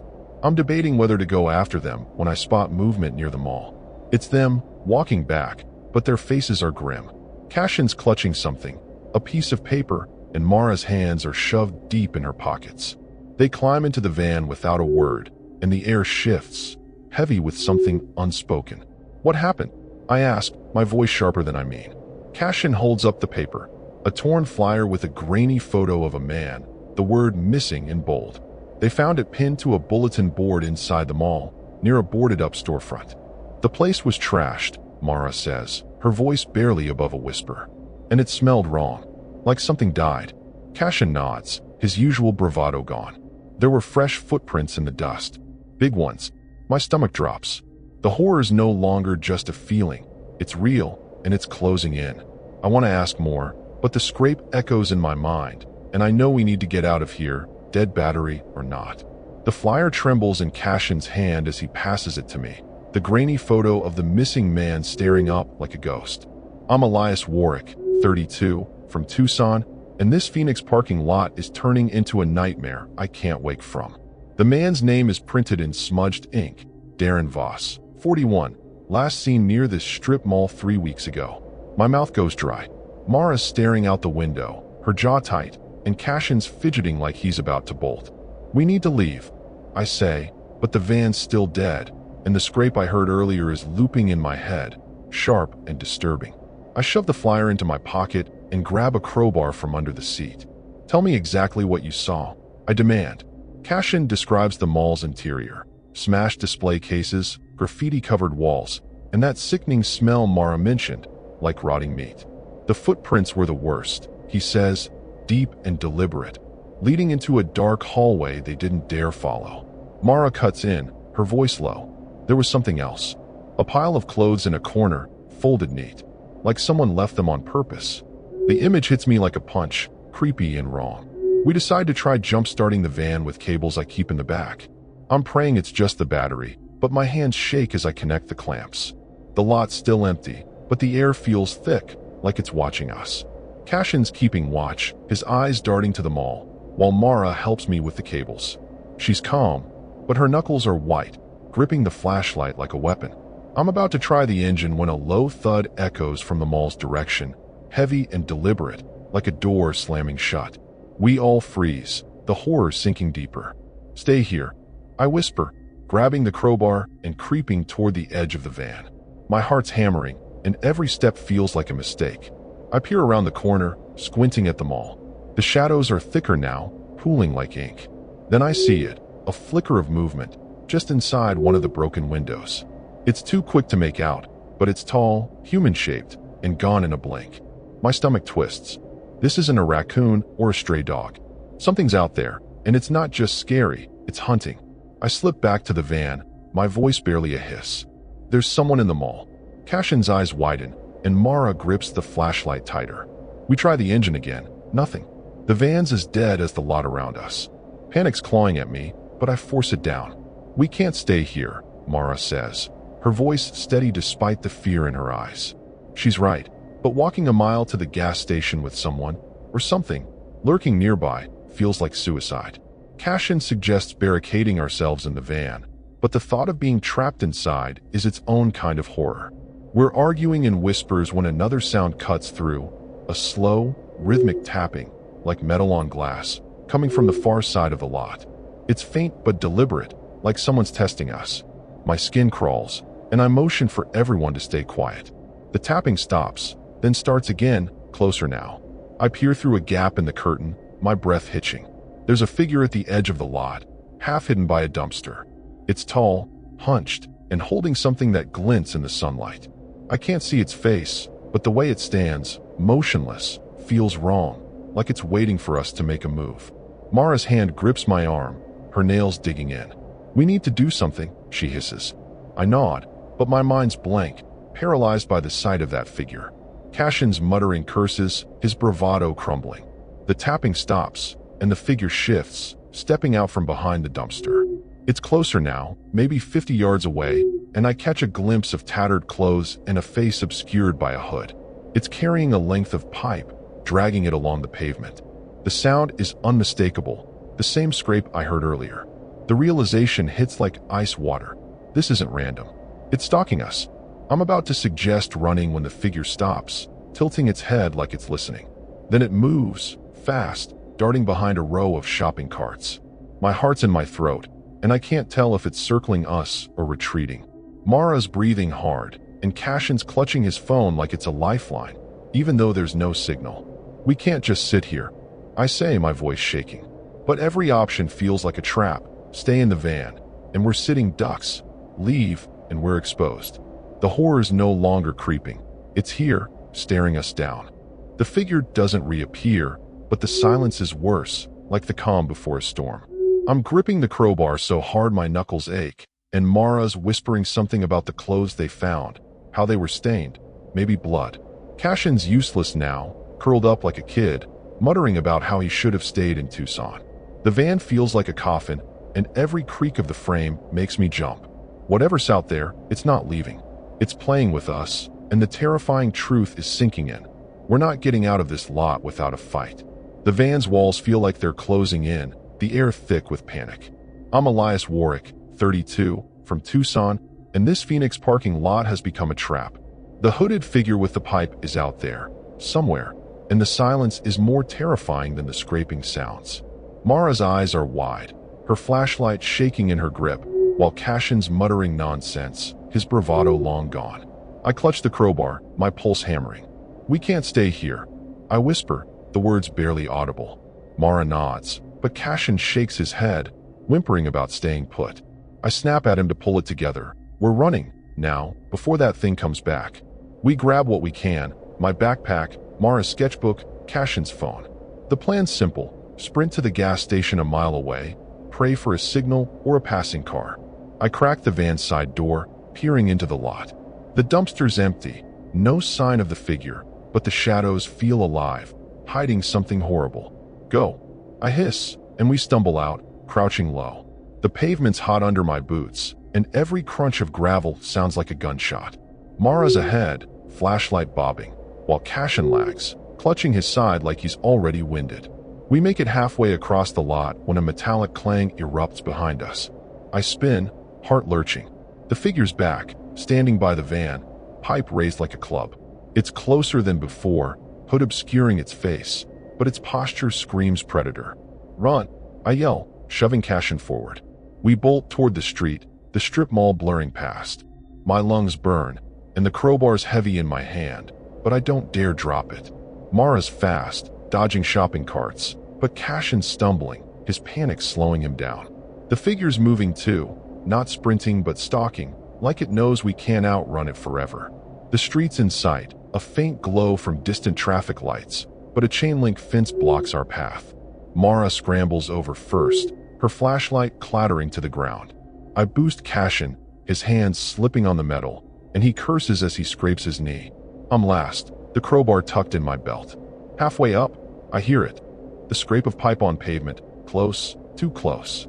I glance back, and the figure's there, 20 yards away, hood tilted up. For a split second, I see its eyes, empty, like black pits. The horror hits like a wave, and I nearly lose my grip. I vault over, landing hard, and we sprint down the sidewalk, the gas station's neon sign a beacon in the dark. My legs scream, but fear keeps me moving. Cashin's gasping, barely keeping up, and Mara's shouting for him to hurry. The scraping's fainter now, but I don't trust it. We dodge a rusted shopping cart, and I trip, skinning my elbow on the concrete. Blood trickles, but I'm up in a second, the crowbar's still in my belt. The gas station's closer, but the figure's not done. It's out there, shadowing us, waiting for a mistake. We're 200 yards from the gas station when Cashin stops, doubled over, wheezing. I can't, he gasps, clutching his chest. Mara grabs his arm, dragging him, but he's dead weight. I scan the darkness, the horror of being caught sinking in. Move, or we're dead. I shout.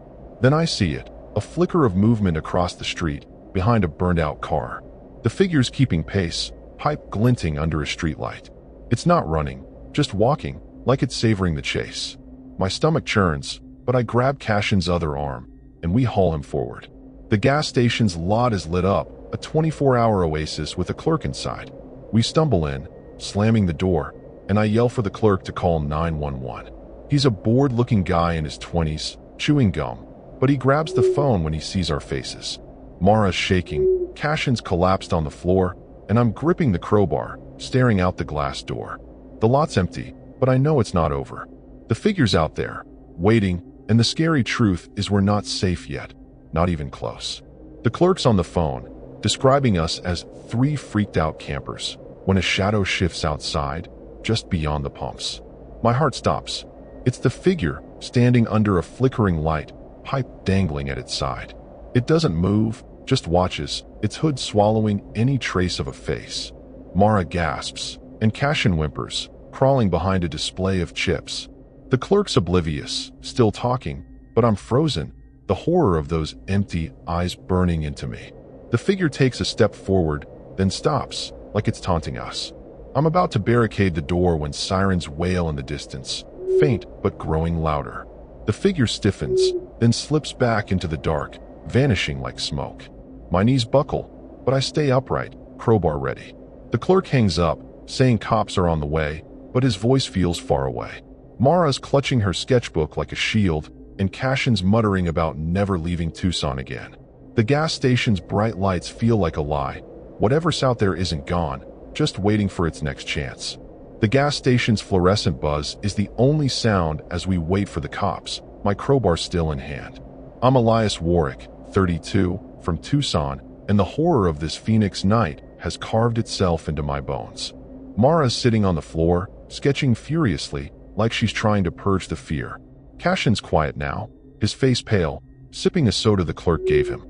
The sirens are closer, but the figure's absence feels like a trick, not a victory.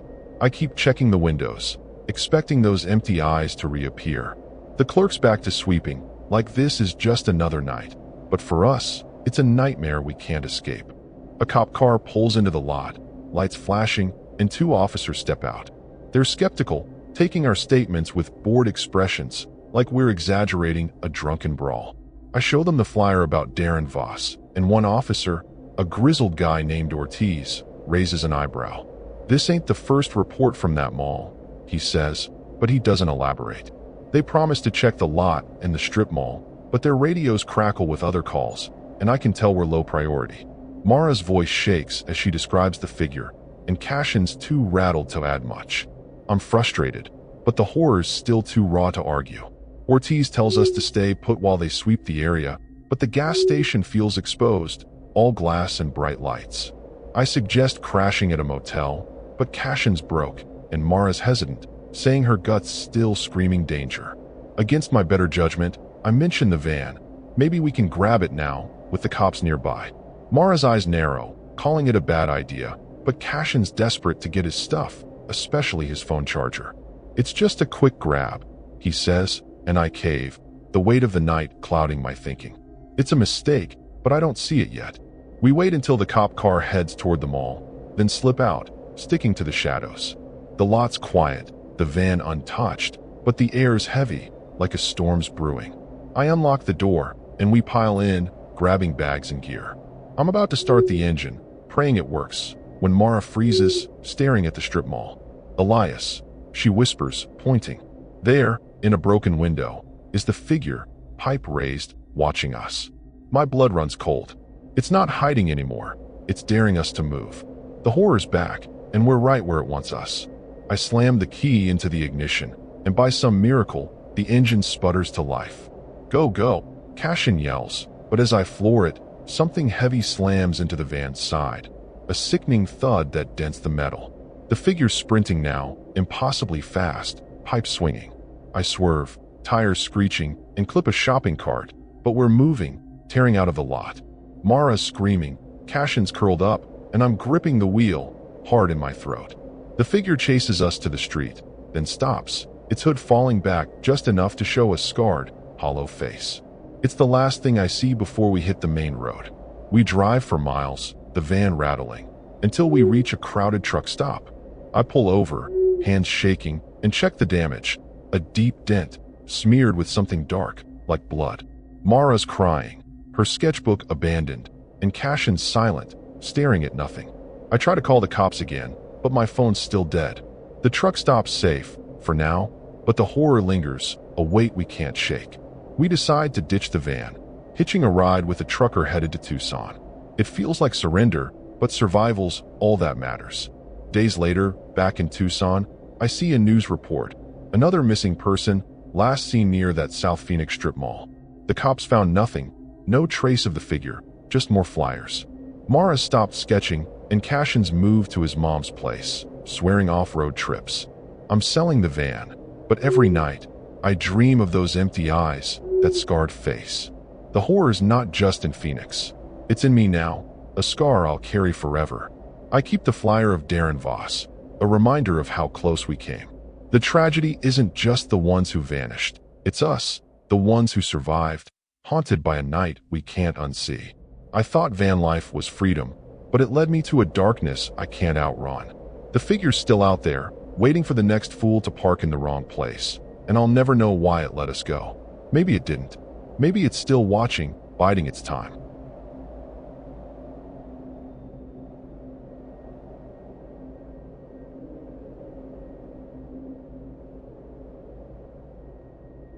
The van's tires hum against the cracked asphalt as I pull into an abandoned gas station on the edge of Phoenix.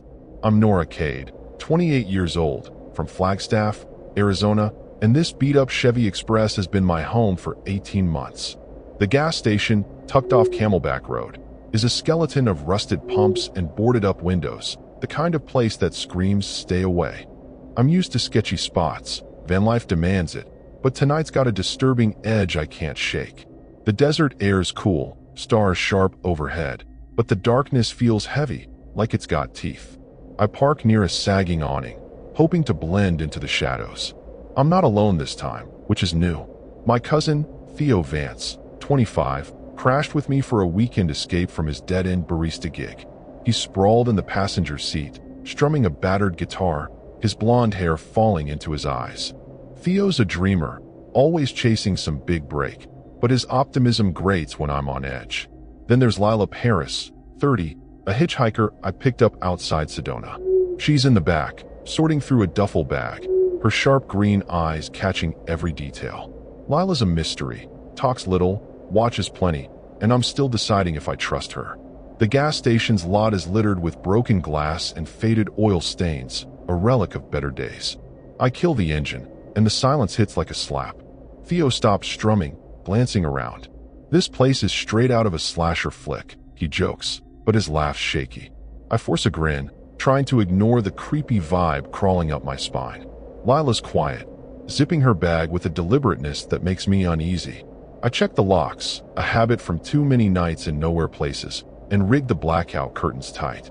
Inside, the van's cozy but cramped, string lights, a narrow bed, a cooler stuffed with snacks.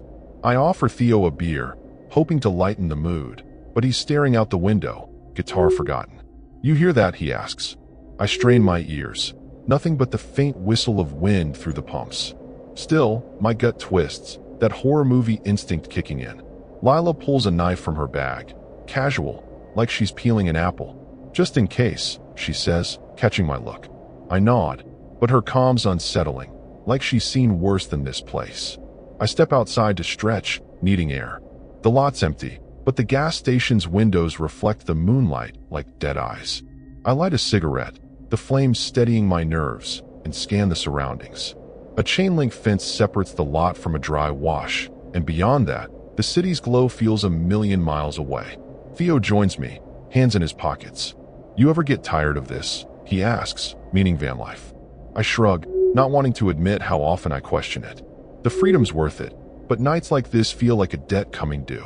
Back inside, Lila's sprawled on the bed, reading a dog-eared paperback. She's too relaxed, like she's ignoring the same bad vibes I'm drowning in. I'm about to suggest moving to a Walmart lot when a faint clink echoes from the wash, like metal hitting stone. Theo freezes, and Lila's hand drifts to her knife. "Probably nothing," I say, but my voice betrays me. The sound doesn't repeat, but the air's thicker now, charged with something scary. I lock the doors again, my hands shaky. We try to settle in, cracking jokes to break the tension.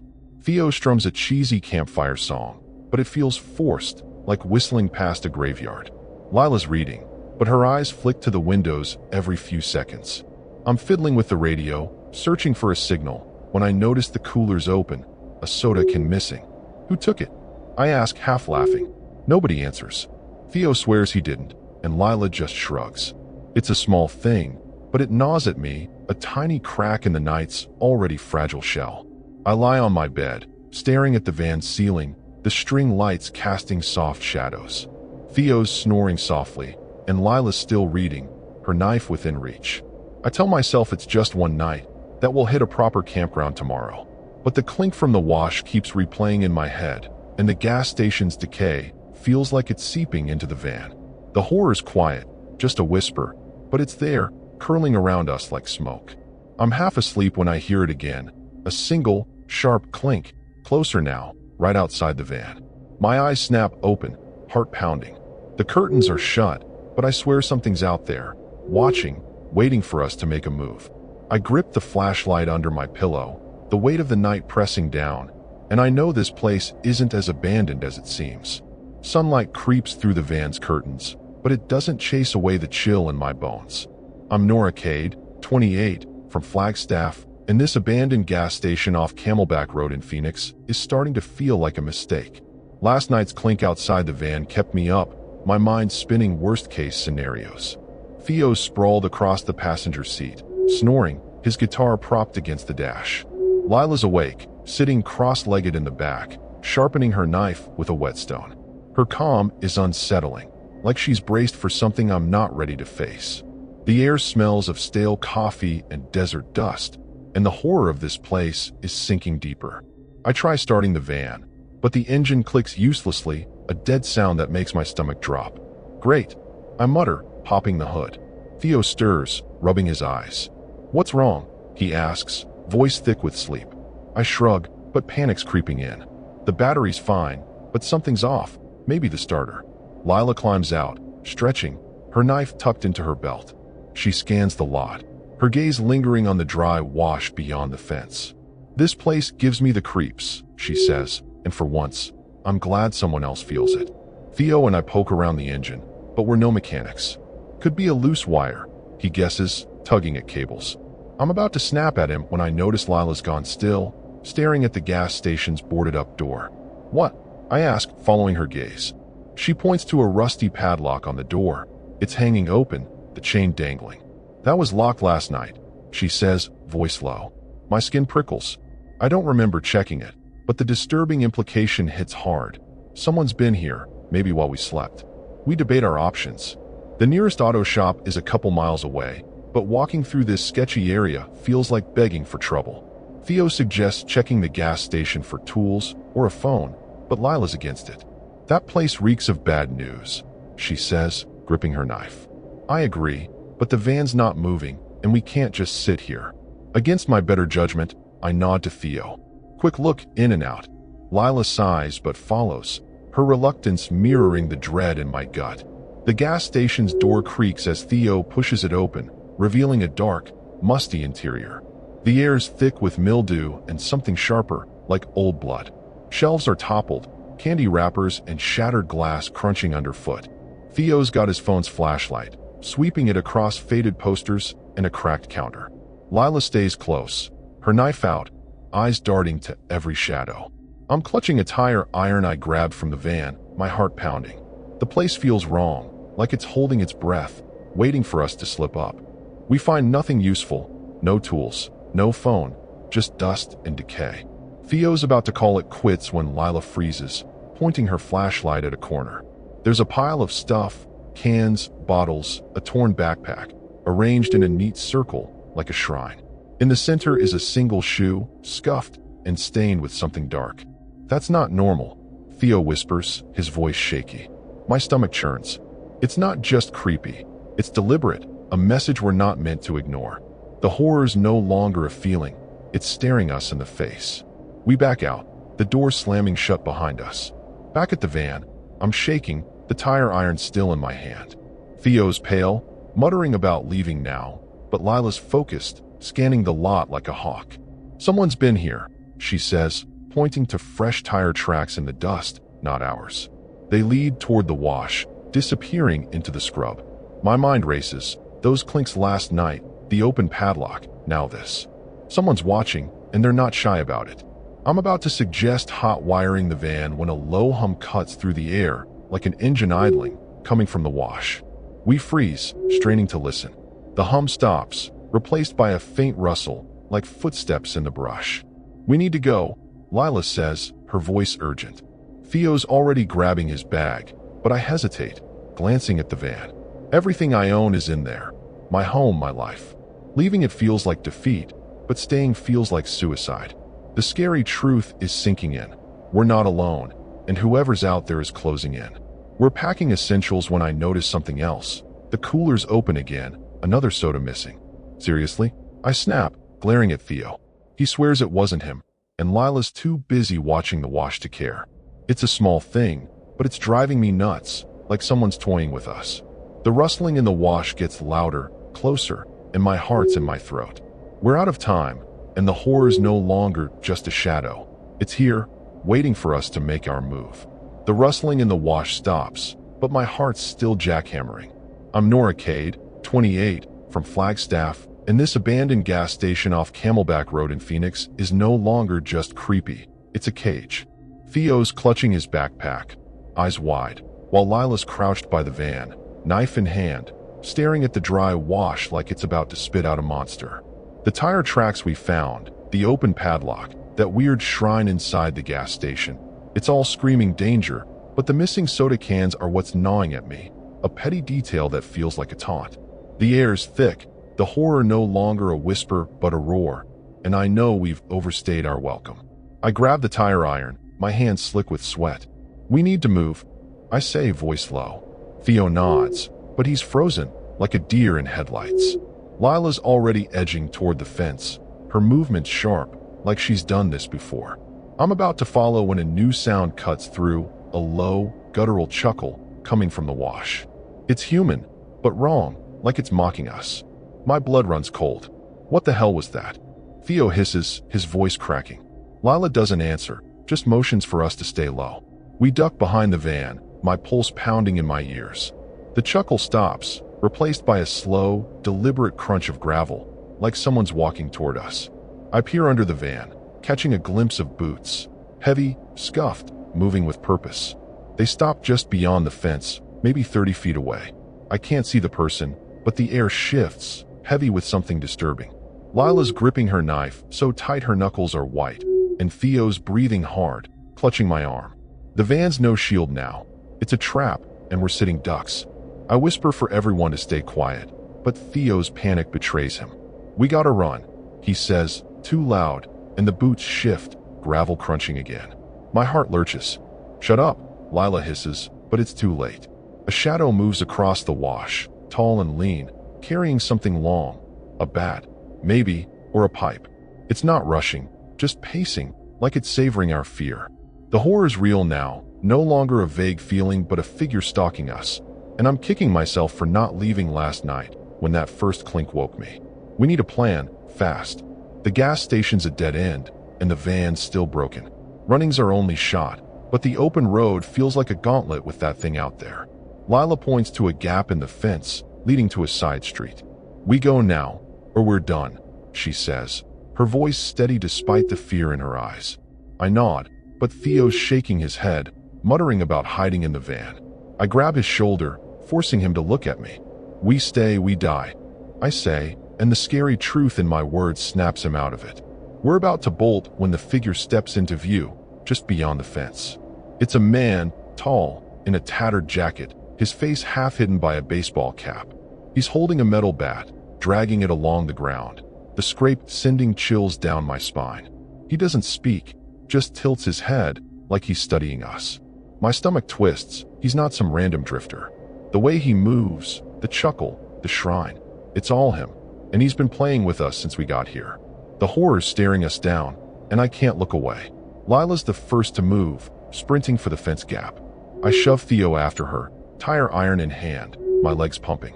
The man doesn't chase, but his bat taps the fence, a slow, rhythmic clang that feels like a countdown. We scramble through the gap, thorns snagging my jeans, and hit the side street, a narrow strip of cracked pavement lined with dead shrubs. My lungs burn, but I don't stop, glancing back to see the man still standing there, bat raised like a salute. He's not running, but the message is clear, he's not done with us. We're halfway down the street when Theo trips, sprawling on the asphalt, his backpack spilling. "Get up," I yell, hauling him to his feet. Lila's ahead, scanning for cover, but the street's exposed. No cars, no people. The tapping's gone, but the silence is worse, like the calm before a storm. I'm starting to think we've lost him when I spot something in the dust, a fresh footprint, too big to be ours, leading into an alley. My heart sinks. He's not behind us. He's circling, cutting us off. Lila pulls us into the alley, hoping to double back to the main road, but it's a maze of dumpsters and chain link. The air's sour, like rotting trash, and every shadow feels like a threat. Theo's panting, clutching his side, and I'm gripping the tire iron, ready to swing. We're moving fast, but the alley feels like a funnel, hurting us towards something worse. The horror is not just the man. It's this place, this moment, and the sinking feeling that we're walking right into his trap. The alley's a claustrophobic tunnel, reeking of decay and danger. I'm Nora Cade, 28, from Flagstaff, and this Phoenix side street off Camelback Road is a nightmare I can't outrun. Theo's gasping behind me, his backpack half open, while Lila leads, her knife glinting in the dim light. The man with the bat is out there, his footprint in the dust a taunt that he's circling us. My tire iron's heavy in my hand, but it feels like a toy against the horror bearing down. Keep moving, Lila hisses, dodging a rusted dumpster. My legs burn, but stopping's not an option, not with that creepy chuckle still echoing in my head. We're aiming for the main road, hoping for cars or a cop, but the alley twists, dead-ending at a chain-link fence topped with barbed wire. Shit, Theo mutters, kicking the metal. Lila's already scanning for a way over, but my heart sinks. This is a trap, and we walked right into it. A slow scrape cuts through the air, bat on pavement, coming from behind us. I spin, tire iron raised, and see him. The man in the tattered jacket, cap low, bat swinging lazily. He's 50 yards away, blocking the alley's mouth, his silhouette a slab of pure terror. Climb, I yell, shoving Theo toward the fence. Lila's first, slicing her palm on the barbs, but hauling herself over. Theo's slower, his shirt snagging, and I'm last, the tire iron tucked in my belt. The scrape's louder, closer, and I glance back. The man's walking, not running, like he knows we're cornered. His cap lifts slightly, revealing a jagged scar across his jaw, and my stomach lurches. This isn't random. He's hunting, and we're the prey. I scramble over, barbs tearing my sleeve, and land hard, blood trickling down my arm. We sprint down another street, this one wider but deserted, lined with shuttered warehouses. Theo's lagging, his breath ragged, and I grab his arm, dragging him. Lila's ahead, her knife out, eyes darting for cover. The scrape's fainter but relentless, like a heartbeat. We dodge a pile of broken pallets, and I trip, skinning my knee. The tire iron clatters, and I snatch it up, heart pounding. A neon sign flickers in the distance, a 24-hour diner, maybe a mile off. It's our only shot, but it feels like a mirage in this scary maze. Halfway to the diner, Theo stops, clutching his chest. I can't keep up, he wheezes. Lila curses, doubling back, but I'm scanning the shadows, expecting the man to appear. Move, or we're dead. I snap, hauling Theo forward. Then I hear it, a low whistle, sharp and deliberate, from a side street. The man's there, leaning against a wall, bat tapping his boot. He's not chasing, just watching, like he's hurting us. The horror's suffocating, and I realize he's enjoying this, dragging it out. We're 200 yards from the diner when a pickup truck rumbles past, the first sign of life. I wave frantically, but it doesn't stop, leaving dust in its wake. The diner's closer, its windows glowing, and I can see people inside. Salvation, if we can make it. Lila's shouting for Theo to hurry, but he's fading, his steps sluggish. The whistle comes again, closer, and I glance back. The man's moving now, faster, bat raised. My blood runs cold. He's done playing, and we're out of time. We burst into the diner's lot, slamming through the glass door. The handful of patrons, truckers, a tired waitress, stare as we collapse, gasping. Call the cops. I yell, tire iron still in hand. The waitress hesitates, then grabs a phone. Lila's checking Theo, who's pale, clutching his side. I'm by the window, watching the lot. The man's out there, just beyond the streetlight, bat dangling. He doesn't approach, just stands, scar glinting under his cap. The horror's not over. It's waiting, patient and terrifying. The waitress says cops are coming, but her voice feels distant. Theo's breathing hard. Lila's bandaging her hand with a napkin, and I'm gripping the tire iron, unable to look away from the man. He tilts his head, then steps back, melting into the dark. Sirens wail faintly, but the relief's hollow. The diner's warm, crowded, but it's a flimsy shield against what's out there. I know he's not gone, just biding his time, and the scary truth is we're still in his game. The diner's fluorescent lights buzz, but they can't drown out the dread pooling in my gut. I'm Nora Cade, 28, from Flagstaff, and this Phoenix night has carved a permanent scar. Theo's slumped in a booth, sipping water, his face gray. Lila's beside him, her knife hidden but close, her eyes locked on the door. The waitress keeps glancing at us, whispering to a cook, while I stand by the window, tire iron in hand. The man with the bat vanished when the siren started, but his absence feels like a trick, a pause in the horror that's been stalking us since the gas station. 2 cops arrive, their radios crackling. They take our statements, but their faces say they've heard this before. Panicked travelers, vague threats. I mention the gas station, the shrine, the man's scar, but the older cop, Ramirez, just nods, jotting notes. "We'll check it out," he says, but his tone's flat, like he's humoring us. Lila's furious, snapping that they need to search now, but they brush her off, saying they'll patrol the area. Theo's too shaken to speak, and I'm fighting the urge to scream. The horror's not just the man, it's how no one believes us. Ramirez suggests we stay put, maybe get a motel, but the van's still at the gas station, and I can't abandon it. Theo's reluctant, but Lila's practical, saying we need our stuff to get out of Phoenix. Against my gut, I agree to go back, thinking the cop's presence might keep the man at bay. It's a stupid move, but fear's clouding my judgment, and I'm desperate to reclaim some control. The cops offer to follow us partway, and we pile into their cruiser, the diner fading behind us. The tire iron's in my lap, a cold comfort. We reach the gas station at dawn, the lot bathed in gray light.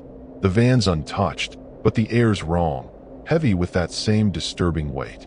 The cops stay in their car, radios buzzing, while we grab our bags. Lila's fast, tossing her duffel over the fence, but Theo's slow, still shaken. I'm unlocking the van when I see it. A fresh soda can, crushed, placed on the hood. My heart stops. It's him, taunting us, proving he was here. I shout for the cops, but they're distracted, arguing over the radio. Lila spots him first, a shadow moving in the wash, bat glinting.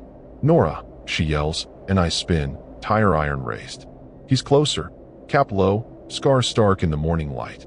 The cops finally notice, drawing their guns, but he's already moving, darting into the brush. Ramirez yells for us to stay back, but Theo panics, bolting for the van. "Theo, no." I scream, but he's fumbling with the keys, oblivious.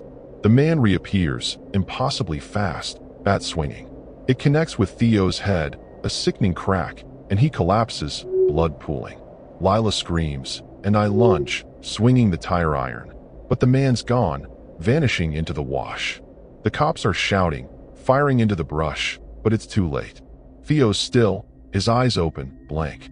I drop to my knees, sobbing, the tire iron clattering.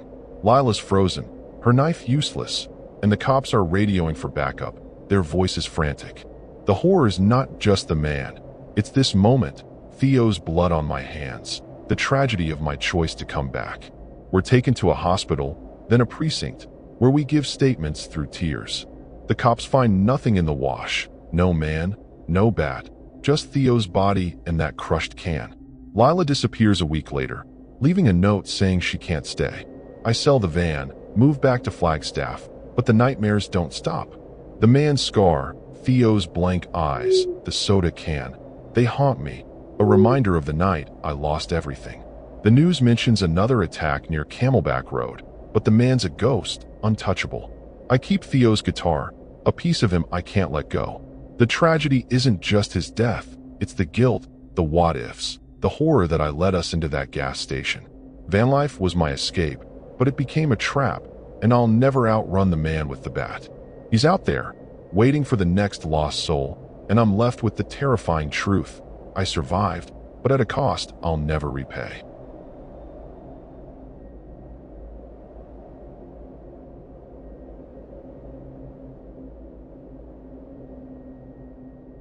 The van's engine cuts off with a tired groan as I park in an overgrown lot behind an old park in Phoenix.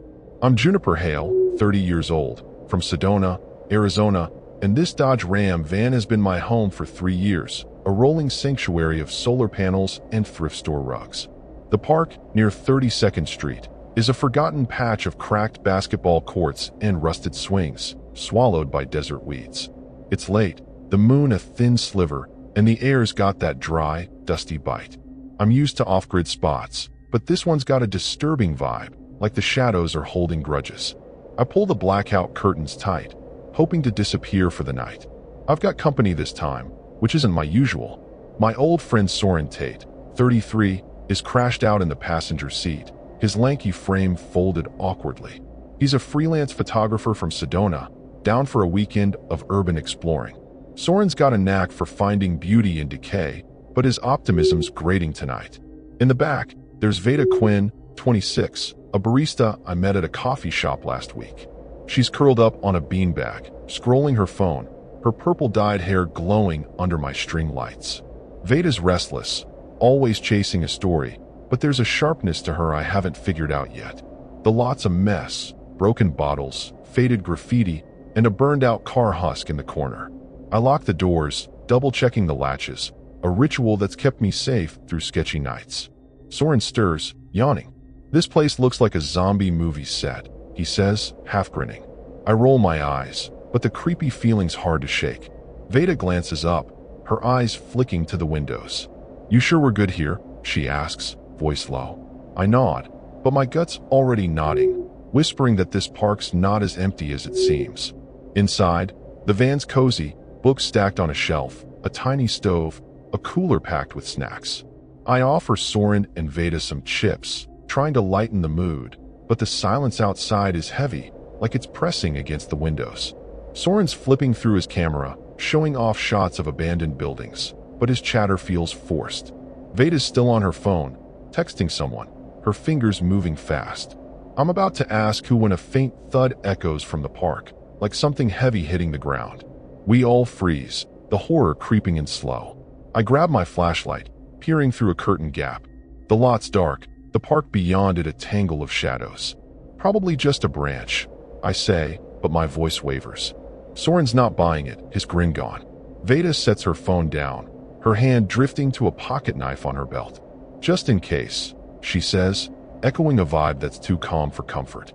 I laugh it off, but my skin's crawling, the thud lingering like a bad dream. I tell myself it's nothing, but deep down, I know this night's about to get scary. We try to settle in, cracking open a deck of cards to distract ourselves. Soren's dealing, joking about his terrible poker face, but his eyes keep darting to the windows. Veda's playing, but she's distracted, checking her phone every few minutes. I'm half listening, my mind on that thud, when I notice the cooler's lid is ajar, a water bottle missing.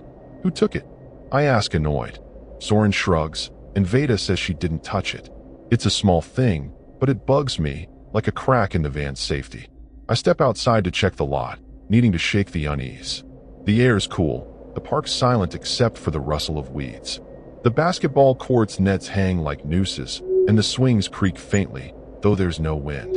I shine my flashlight, catching glints of glass and something else, a fresh cigarette, but still smoldering, near the burned-out car. My heart skips. I don't smoke, and neither do Soren or Veda. The horror's subtle, but it's here, a warning I can't ignore. Back in the van, I tell them about the cigarette, but keeping my voice steady. Soren's eyes widen, and Veda's hand hovers over her knife. "Could be a homeless guy," Soren says, but he doesn't sound convinced. I lock the doors again, the click loud in the quiet. We're all on edge now, the card game forgotten. The van's my home, but tonight, it feels like a tin box in a lion's den. I try to focus on the string lights, their soft glow, but the shadows outside seem darker, more solid. I'm lying on my bed, flashlight close, when another thud hits, closer, right by the van. My breath catches, and Soren bolts upright, knocking over the cards. Veda's already at the window, peeling back the curtain. "Something's out there," she whispers, her voice tight. I grab the flashlight, heart pounding, and peer out. The lot's empty, but the cigarette butt's gone, like it was never there. The park's shadows shift, and I swear I see a figure, just for a second, before it melts into the dark. This isn't random. This is trouble, and it's found us. Morning light filters through the van's curtains, but it doesn't touch the dread sitting heavy in my chest. I'm Juniper Hale, 30, from Sedona, and this overgrown lot by the park near 32nd Street in Phoenix feels like a trap I didn't see coming. That thud last night, the vanishing cigarette butt, it's all stuck in my head, a disturbing puzzle I can't solve. Soren's awake, hunched over a cup of instant coffee, his usual cheer replaced by a nervous twitch. Veda's in the back, cleaning her pocket knife with a rag, her purple hair tied back like she's prepping for a fight. The van smells of stale chips and tension, and the horror's no longer just a vibe. It's real. I try starting the van, but the engine sputters, then dies, a hollow click that makes my stomach lurch. Not now, I mutter, slamming the steering wheel. Soren leans over, frowning. Battery, he guesses. I shake my head, though I'm no expert. The van's been reliable, but out here, a breakdown's a death sentence. Veda climbs out, scanning the lot, her knife tucked in her belt. This place is bad news, she says, eyeing the park's rusted swings. She's right, but we're stuck until we fix this, and the creepy feeling's only getting worse. We pop the hood, and Soren pokes around, muttering about loose cables. I'm checking the battery when Veda calls out, pointing to the burned-out car in the corner of the lot. There's a fresh mark on it, a deep scratch, like someone dragged a blade across the hood. That wasn't there last night, she says, voice low. My skin prickles. The cigarette, but now this. It's like someone's leaving breadcrumbs, daring us to follow. The horror's in the details, and they're piling up fast. We need a plan. The nearest gas station is a mile away, but walking through this sketchy park feels like rolling dice with our lives. Soren suggests checking the park's maintenance shed for tools, maybe a jumper cable. Veda's against it, her eyes flicking to the swings, which are swaying slightly, though there's no breeze. That shed's a bad idea, she says, gripping her knife. I agree, but sitting here's not an option. Quick look, I say, grabbing a crowbar from under the seat. Veda sighs, but follows, her reluctance mirroring my own. The shed's across the basketball court, a squat metal box with a padlock hanging loose. The court's cracked, weeds poking through, and the air smells of dust and something sour, like old blood. Soren pushes the shed door open, the hinges screaming. Inside, it's a mess, rusted tools, a broken lawnmower, and a stack of moldy tarps. Veda's flashlight sweeps the corners, landing on something odd, a pile of personal items, wallets, keys, a cracked phone, arranged in a neat row on a shelf. What the hell? Soren whispers. My stomach twists. This isn't random junk, it's a collection, and it's terrifyingly deliberate. We grab a set of jumper cables and back out, the shed's darkness clinging to us. Back at the van, I'm shaking, the crowbar heavy in my hand. Soren's pale, muttering about leaving now, but Veda's focused, checking the lot like a hawk. She points to fresh footprints in the dust, big and deep, leading from the shed to the park's edge. Someone's been here, she says, her voice steady but tight. My mind races, the thud, the scratch, now this. Whoever's out there, they're not hiding anymore. I'm hooking up the cables when a low hum starts, like an engine idling, coming from the park's tree line. We freeze, listening. The hum cuts off, replaced by a faint rustle, like someone moving through the weeds. We gotta go, Veda says, her knife out. Soren's already grabbing his camera bag, but I hesitate, glancing at the van. It's my home, my everything, but staying feels like begging for trouble. The scary truth is sinking in. We're being watched, and they're getting closer. We're packing essentials when I notice the cooler's open again, another water bottle gone. Seriously? I snap, glaring at Soren. He swears he didn't touch it, and Veda's too busy watching the tree line to care. It's a small thing, but it's driving me crazy, like someone screwing with us. The rustling gets louder, and my heart's in my throat. We're out of time, and the horror's no longer a shadow. It's here, circling, waiting for us to slip up. I'm about to suggest ditching the van when Veda grabs my arm, pointing to the swings. They're moving faster now, creaking, like someone just pushed them. No one's there, but the footprints in the dust lead right to them, then stop, like the person vanished. My blood runs cold. This isn't just a prank, it's a game, and we're the pieces. The park's no longer a backdrop, It's a stage, and the horror's about to take center stage. The swings creak, swaying in the still air, and my heart's pounding so hard I can barely think. I'm Juniper Hale, 30, from Sedona, and this overgrown park lot near 32nd Street in Phoenix is no longer just unsettling. It's a nightmare unfolding. Soren's clutching his camera bag, eyes wide, while Veda's crouched by the van, her pocket knife gleaming, staring at the fresh footprints that end at the swings. The missing water bottle, the scratched car, that creepy pile of wallets in the shed, it's all connected, and the horror's no longer a hint. It's here, staring us down, and I'm kicking myself for parking in this godforsaken place. I grip the crowbar, my palms sweaty. We need to move, I whisper, voice shaking. Veda nods, her jaw tight, but Soren's frozen, muttering about the swings, like they're possessed. Focus, I snap, though I'm barely holding it together. The air's thick, like it's charged with static, and every rustle from the tree line feels like a countdown.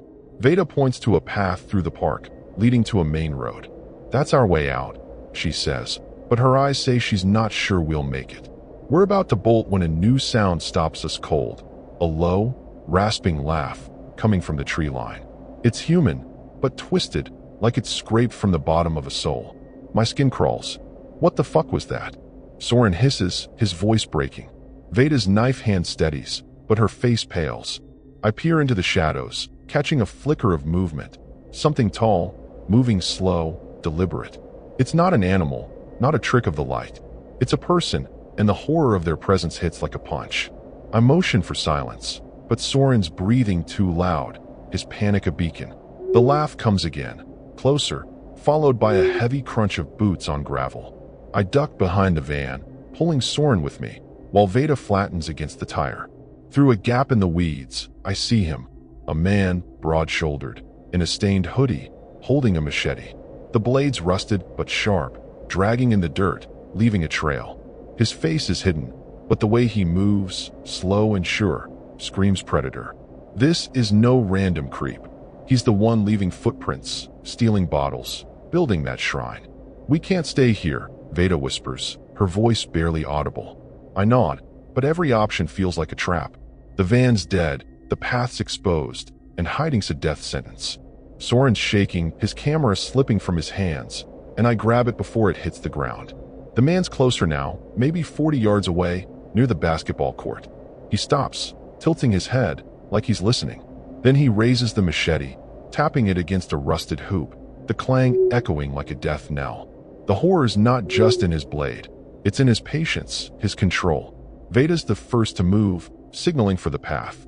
Now, she mouths, and we creep toward the park's edge, staying low. My crowbar's heavy, but it's all I've got. Soren's stumbling, his breath hitching, and I'm terrified he'll give us away. The man's still by the court, tapping the hoop, but his head turns, like he senses us. My heart's in my throat as we reach the path, a narrow dirt trail lined with mesquite. The main road's a half-mile off, a faint glow of streetlights, but it feels like a continent away. We're halfway down the path when the tapping stops, replaced by a whistle, sharp, mocking, cutting through the dark. I glance back, and he's there, standing at the path's mouth, machete dangling. He's not running, just walking, but his pace is steady, relentless. Veda curses under her breath, urging us faster. Soren trips on a root, scraping his hands, and I haul him up, my own panic rising. The whistle comes again, closer, and I realize he's not just following. He's herding us, like cattle to a slaughter. We veer off the path, ducking into a cluster of Palo Verde trees, hoping to lose him. The branches snag my hair, and Soren's camera bangs against his chest, too loud in the quiet. Veda's ahead, knife out, scanning for a way back to the road. The whistle's fainter, but the rustle of boots isn't, and I know he's still coming. My mind's racing, replaying the shed's wallets, the scratched car. How long has he been doing this? The horror's not just him. It's the thought that we're not his first, and maybe not his last. We're crouched in the trees, catching our breath, when I notice something glinting in the dirt. A keychain, half buried, with a name engraved. Lila. My stomach drops. It's not ours, but it's fresh, like it was dropped recently. Veda sees it too, her eyes meeting mine, and the scary truth hits. He's been here, leaving trophies, and we're walking through his hunting ground. The whistle starts again, too close, and I know we're out of time. He's not just playing, he's closing in, and the park's his playground. The Palo Verde trees claw at my skin as we crouch, the keychain's glint burning in my mind. I'm Juniper Hale, 30, from Sedona, and this Phoenix Park near 32nd Street is a death trap. Soren's breathing hard, his camera clutched like a lifeline, while Veda's knife hand is steady, her eyes scanning the dark. The man with the machete is out there, his whistle slicing through the air, closer now. My crowbar's slick with sweat, useless against the horror of his slow, deliberate hunt. We can't stay, I whisper, my voice barely holding. Veda nods, pointing to a gap in the trees leading to the main road. It's our only shot, but it feels like running into his blade. We bolt, branches snapping underfoot, the road's faint glow our beacon. Soren stumbling, his camera banging, and I grab his arm, urging him faster. Veda's ahead, her purple hair a blur, dodging roots with a grace I can't match. The whistle stops, replaced by heavy boots crunching, too close. I glance back, the man's on the path, machete raised, his hoodie a dark smear against the moonlight. He's not sprinting, just striding, like he knows the park's every inch. The horror's in his calm, like we're already caught. We hit a clearing, the road 200 yards away, but a chain-link fence blocks us, its top jagged with rust. Over, Veda yells, scaling it like a cat, her knife tucked in her belt. Soren's slower, his hands slipping, and I'm last, crowbar hooked in my jeans. Halfway up, the machete scrapes pavement behind us, a sickening screech. I look down.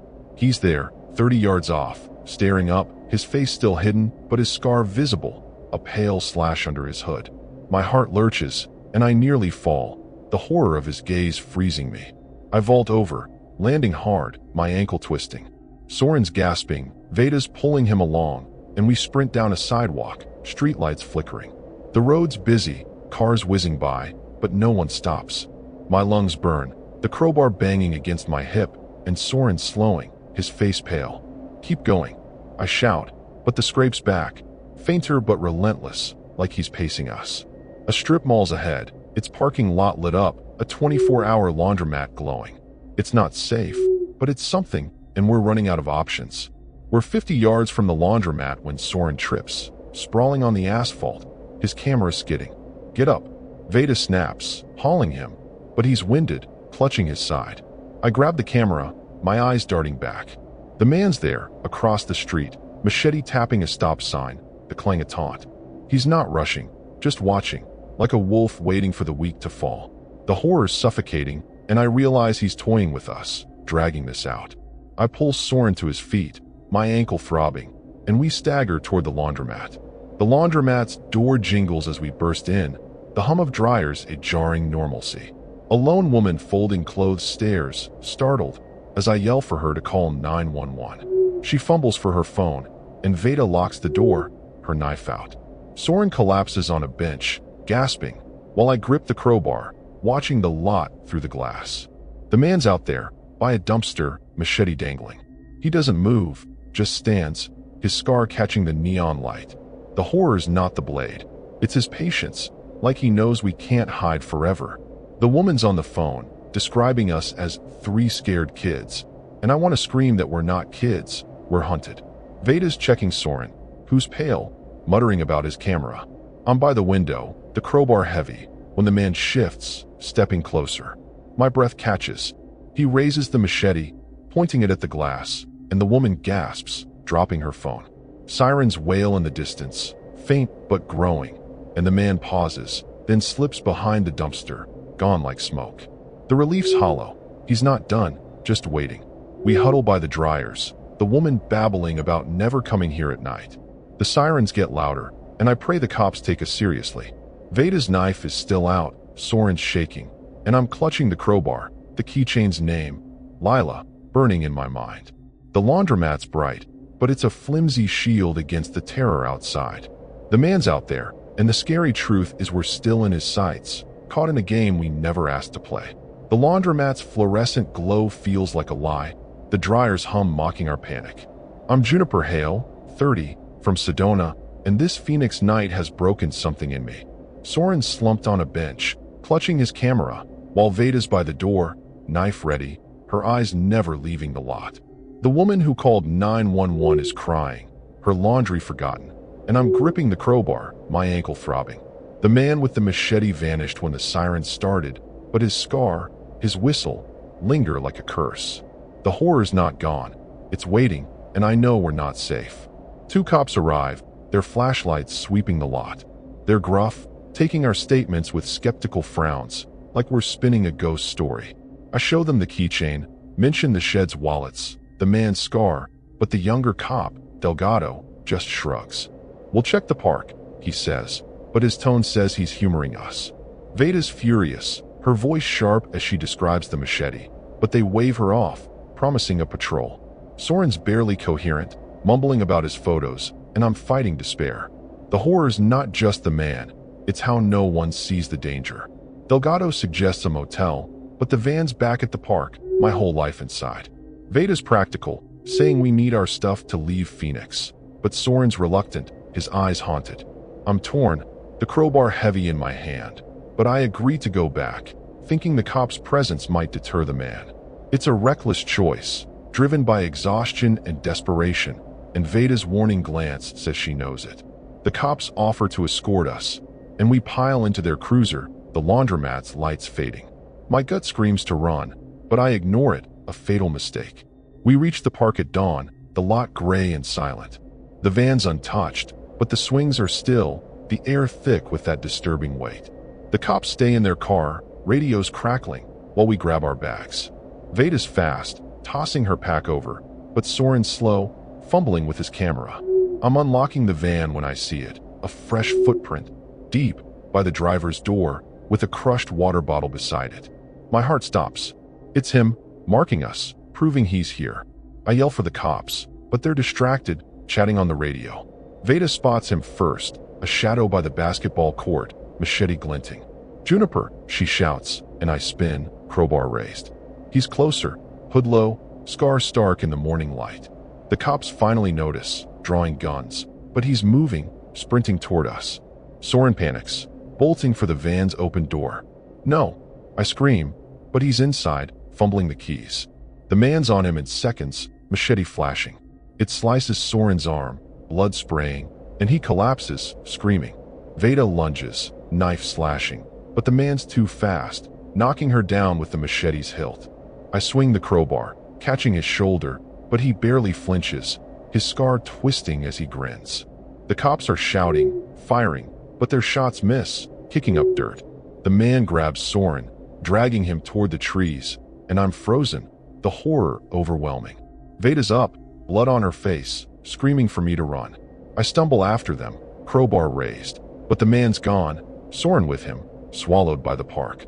The cops chase, radios blaring, but the trees are a maze, and I know he's slipped away. We're taken to a station, Veda's head bandaged, my ankle braced. The cops find Soren's camera, bloodied, but no body, no man. The park's searched, the shed's wallets gone, like they were never there.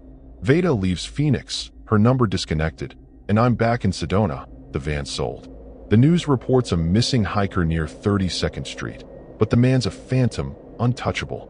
I keep Soren's camera, its last photo a blurry shot of the swings, a shadow in the frame. The tragedy's not just his loss. It's the guilt, the horror of my choice to return, the scar I'll carry forever.